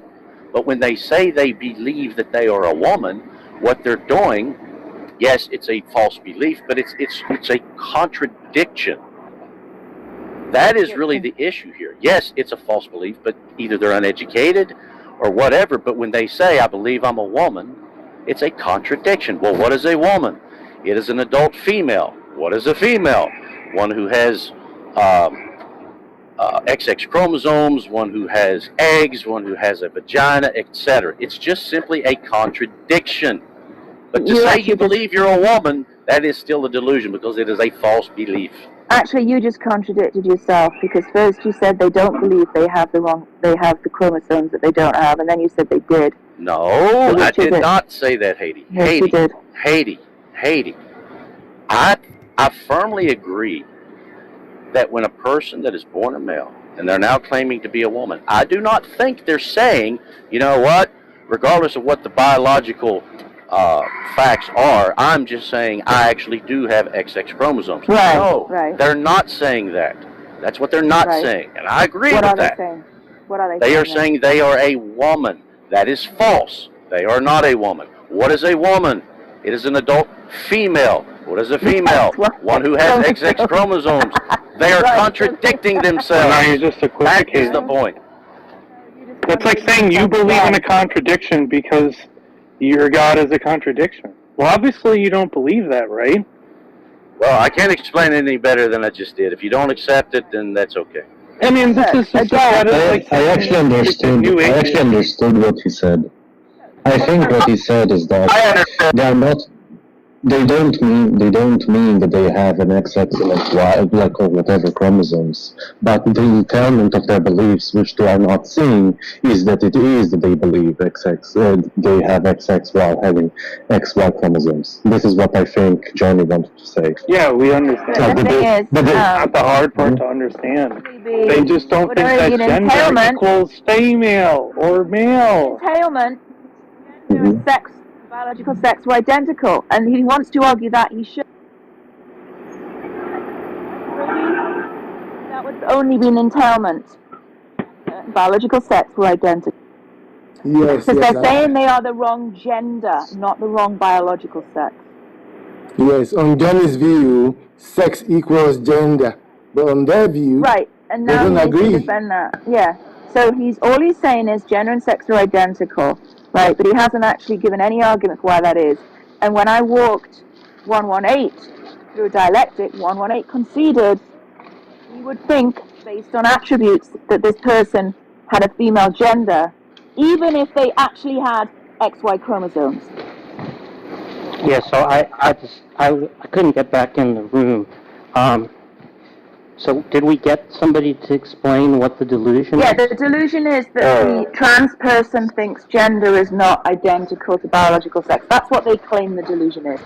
Yeah, now, when they say that there's not an identity there, are they saying that the two terms don't mean the same thing? No, they're saying there is an identity there, and the delusion of the trans person is not accepting that it is identical. Yeah, but, okay, I'm sorry, are they saying the two words mean the same thing? Gender and sex have the same meaning? Yeah, it's synonymous. Right, that's Yeah, so now obviously a transgender person isn't using the terms synonymously, right? So in virtue of what are they mistaken? They're dumb. They're No, uneducated. that's not an answer to the question. Yeah, it is. They apparently do not know what it means to be a woman. They're uneducated. Yeah, that's the claim. Well, yeah, Right, we what can I'm show asking that, is- though, Jack. Yeah, so take me through it. Take me through the demonstration. Okay. When we talk about sex and gender, sex is referring to male, female. Gender is referring to... Wait. When you say refer, do you mean me? Definitionally speaking, we're talking about male, female. When someone talks about gender, we're talking about man, woman. Do you agree? What's the distinction? Do you agree? No, I don't agree. Okay, have a nice Yeah, so the way that I understand it, right, is that there isn't a right. Sorry, can I interject? Can I ask Jack something? Is that okay? No, he's done. He's done. Okay. When you say to me, we don't agree that male refers to, or excuse me, sex refers to male, female, gender refers to man, woman. If you say, no, I don't accept, I don't agree with that, we're done. We're done. I have a question. No, I just want to ask Johnny, could you be confused, though, if you see a transgender person who is perfectly passing, right, like, say, a man, you couldn't tell, just by looking at them, right, you're not having sex with them or anything, but just looking at them, you couldn't tell if they were a man or a woman. Do you think that's possible that that would happen? I've had that happen. Right, I was so with then a friend of mine. Great. So you understand that gender is not identical to biological sex, because if it was, you could tell everybody's biological sex regardless of how they presented themselves, right? No, that's ridiculous. Why? I'll tell you why. About it, because one time.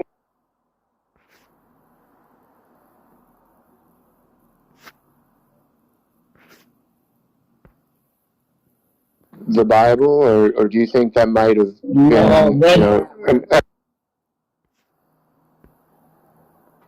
Right. And so gender is the things you observe, right? What they look by like. the way, Haiti, this is like an exception. 99 point outside, I can tell if someone's a male or a female.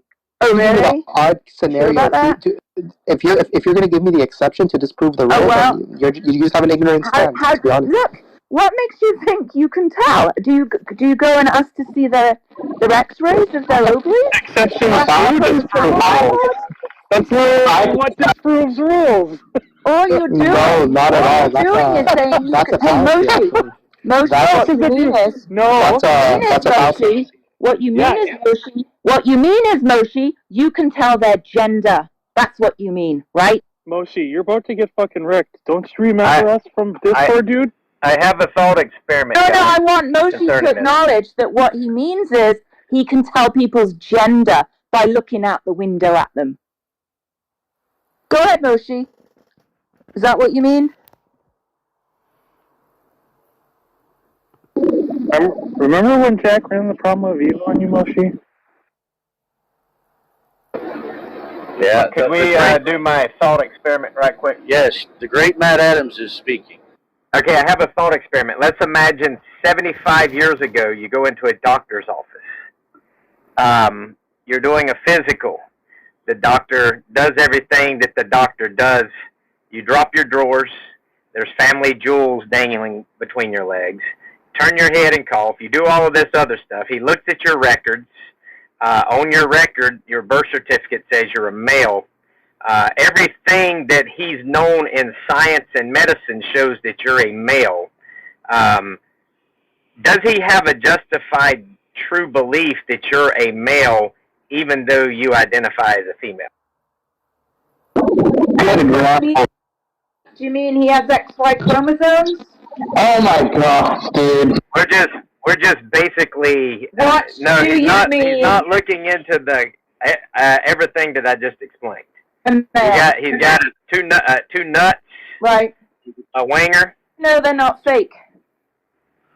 Well, I mean, obviously, I don't know if he would. This would have been 75 years ago. But would he be? But the point is, this person would have biologically identified him as a male. So he would have been justified in identifying him as a male. Now the question is, how would this doctor have known that this person actually identifies as a female? And if this person identifies as a female, are we saying that this person believes they are a female and has the justified belief that they're a female, or they're just simply identified? If they're simply identifying, but they don't really believe it, then aren't they lying? How do you know they don't believe it? Well, I'm not saying they wouldn't. Right. I mean, the question would be, if they really believe that they're a female, is their belief that they're a female a justified belief, They believe that as opposed to the doctor who has a No, contradictive you're belief. just confusing gender and biological sex again. You're just conflating the two. If you want to say that gender is identical to biological sex, then you have to defend that view. Otherwise, their gender is female, and their biological sex is male, and what is the problem with that? Well, Haiti, would it be justified, based on what you just said, for me to say, you may identify, genderly speaking, as a female, but I identify you sexually, biologically as a male? Would there be anything wrong with There would be nothing wrong with saying, biologically you're male, your gender is female. Yeah, but if I were to say, why would I'm you going say to, that? Would you have a problem with saying that? well, I would just wonder if I'd be accused of transgender phobia at that point. If I say, I identify you as a it would be true, biological male. Do you think it would be true? Yeah, biologically they would be a male, so it would be true. And So I wouldn't be Why doing don't you anything question? dishonest. Look, if you believe that, Mary is biologically male, but her gender is female, would you have a problem with saying that? Do you believe that? Yeah, based on the doctor, I would have known that biologically Mary's a And what female. about the gender? I mean, a male, and I probably would not identify her as a female because that would go against everything I knew in science and biology. So all this was to say that you think gender and biological sex is identical, right? All of this nonsense, all of this thought experiment, talking nonsense. I think it shows if this person is willing to acknowledge that they're a biological male, then isn't this person unjustified in identifying themselves as a female? Fucking hell. Look, the difference is this. You think gender is synonymous with biological sex, right?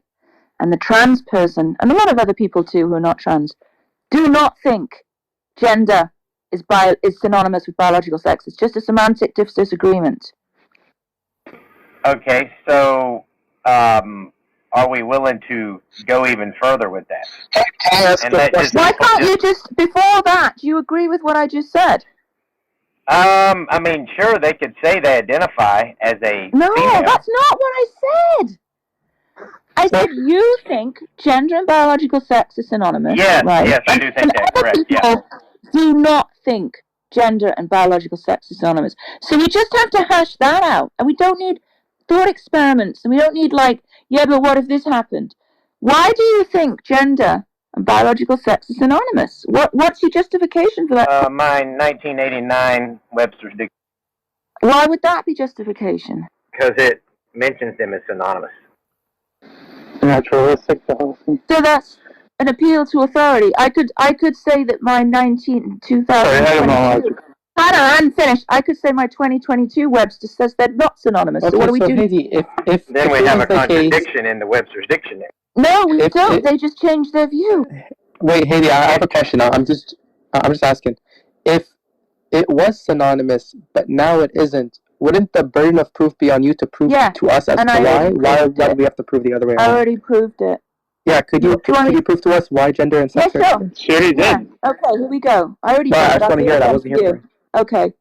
So if you see a human person outside your window, and they have long hair, and they have a face full of makeup, and they have high heels, and they have shaved legs, and they have boobs, and they have a fat ass, and they're wearing a dress, what gender are they? That's most likely a woman. Right. Unfortunately, they also have they have XY chromosomes. So now you understand that you can have a gender as a woman and a biological sex as a man. So what if they're not synonymous? What are you talking about? Just showed you how they are, because that does not prove it at all. Actually, you determine gender. Hang on, I'm still talking. You determine their gender by those external things I gave you. Your answer You have no way. I'm still talking. You had no way of knowing what their chromosomal makeup is without taking them to the doctor, right? No way of knowing that. The only thing you have to go on is their external attributes. And you saw that, and you coded that as female, because that is the female gender. No, your answer presupposes your conclusion. I'm asking you to prove to me as to why it's the case. Can you give me an argument? I just did. That's not an I argument. think you guys, isn't it worth it to clarify what we mean by the terms are synonymous? Like, if you just mean that, like, there's a dictionary that's generally accepted by most people, and it uses the term in two different ways, I mean, that could be true, but the trans person is not committed to thinking that a dictionary has two separate terms, right? So I guess we have to just clarify what we mean by they're synonymous. Do you mean most people use them synonymously? So, just a question. So, if there's a guy that looks like a man, beard, and he is a man, he has XY chromosome, he's a male. One second, Hassan. I swear, before we do that, we have to, the people that we're saying that they're synonymous, we have to clarify what they mean by it's synonymous. What do you guys mean by it's synonymous? Do you guys just mean that there's a dictionary that cites them as synonymous? Do you mean most people, when they talk, they use them as, like, synonymously, interchangeably? No, that means if you got an XY chromosome, you're a man. That's what I mean. That's not. To say, are you saying to say that? Boy, that doesn't clarify what it means to say that women and female are synonymous. What does that mean? Does that mean, what's the truth make? What is it that makes that statement true? Is it like how most people use the language? Is it the dictionary? What is it? See, Murphy, it was the case that the person's gender is predicated off their sex, okay? Now we say that they are different. Now gender is predicated on what one thinks of themselves. No. And sex is that's separate. Not what it is That's either. not true. One sec, Heidi. One sec. That's not true. So now, okay, hold up, pause. Tell me how it's not true that it's Murphy, someone. I gave you the argument in One sec, chat. Gender one sec, I'll be is to a you. set of physical attributes that code whether you're male or female, right? Like I said. Wait, physical attributes. Yes. So wait, Like, are you denying someone's womanhood if they don't look like a woman? I'm saying that if a woman has got, let's say she's wearing a suit. She has no, like, feminine attributes whatsoever. I'm saying the average person on the street would be like, oh, that's a man. Because they're looking at gender and they don't know what their biology is. All they've got to go on is the appearance. Okay, Heidi, this is kind of funny because you're going against yourself now. No, I'm not. I'm literally saying, I'm making the distinction for you. I'm saying there's a difference, sure, between gender and sex. Oh, great. Then we're done. Well, yeah, Thanks for agreeing. Hear me out for a sec. I'm explaining what's happening with Murphy, right? Before, someone's gender was directly correlated with one's sex, okay? Now, there's a distinction, right, Heidi? The difference that I'm hearing from your mouth is that someone's sex is something they're born with, okay? And someone's gender, because it's separated, what determines it? What explains this separation? What explains, if it's not by sex, what is it? How they feel. It's based off their thoughts. It's based off their thoughts. It's nothing else. You are not allowed to say it's based off physical attributes, because then you'd be going against feminism. You'd be going against LGBTQ plus W. So Moshe, you're agreeing, so you're saying women and female used to be identical, and what you mean by that is most people used to use it in this way, and today they're not identical, as in most people don't use it. Is that what you're saying? I'm saying those that separate gender and sex, before there was an explanation, gender was explained by sex. Now it's explained by the individual's thoughts. I just want to clarify that that's the case. Moshe, address my fucking argument into Albino, why are you upset, bro? Like, calm down. Because my argument is going to be very tough to find if I don't tell you to look now. Okay, Albino, I'll find a Haiti and Murphy. If you is that okay, Murphy? If Albino steps in? Yeah, I just want to point out that you don't need to get mad, Albino. Calm down. I'm not mad. I'm yelling. the lawn. Calm down. No one else you can hear coming me. in chat. Why are you yelling? Bro, if you're mowing the lawn, maybe you should finish first, then have the lawn.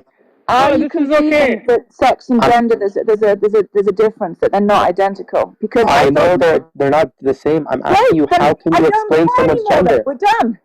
No, mostly. I'm granting that they're different. I'm asking you, how do you explain one's gender then? I don't care. How does one explain it? By their thoughts? I just want to add one point. So what Moshe's saying is that if somebody looks like a man, let's forget about, he has XY chromosome, but he has a beard, he's muscular, and somebody would look at him and say, well, that's a man. Yeah. And that man is saying, well, I'm a woman. Now that's a woman, right?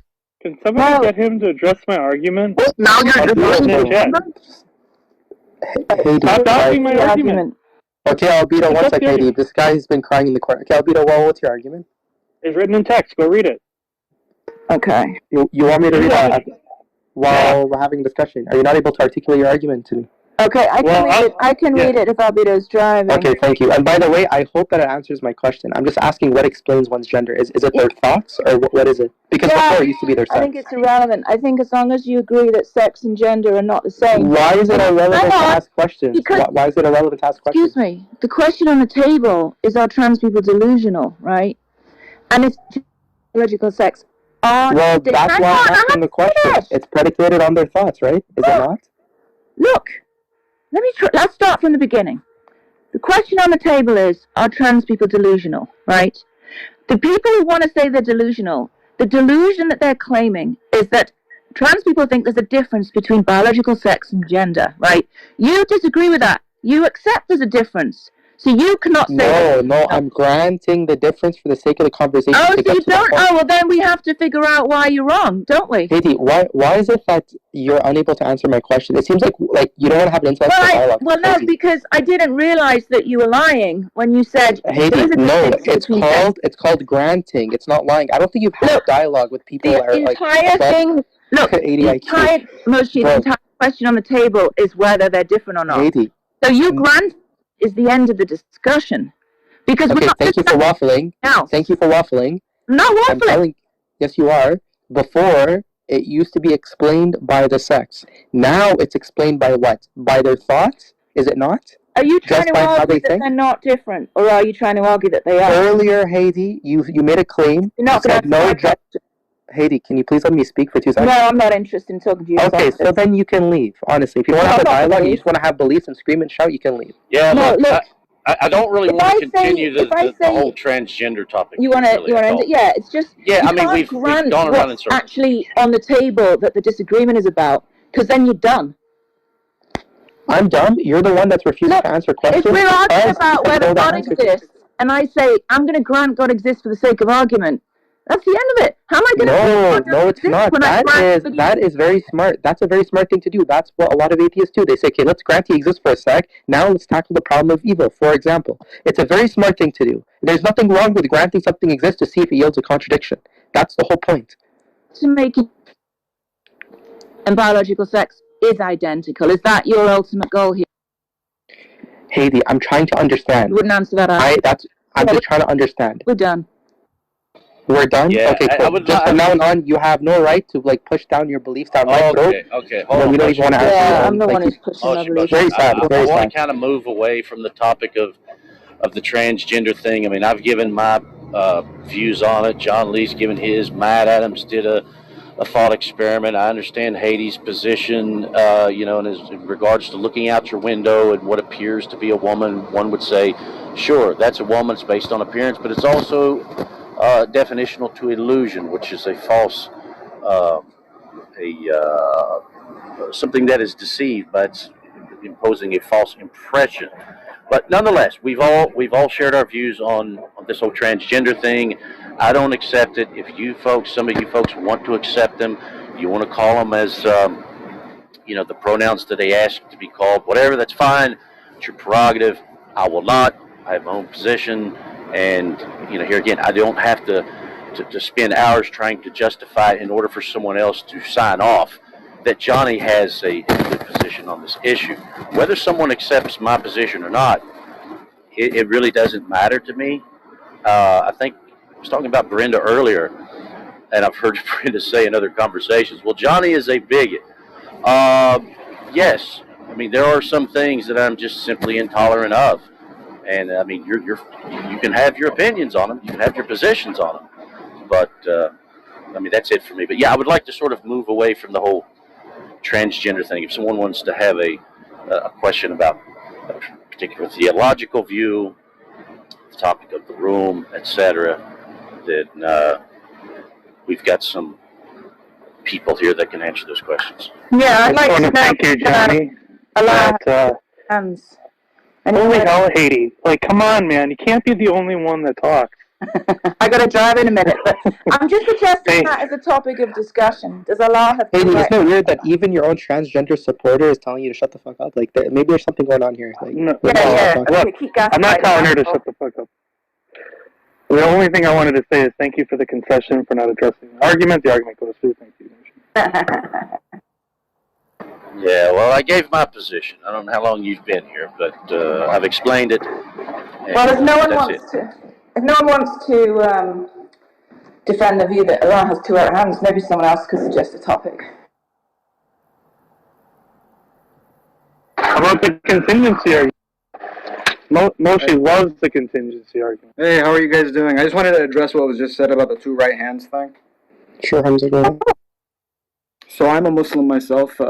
First time I meet a lot of you. Thank you for having me up.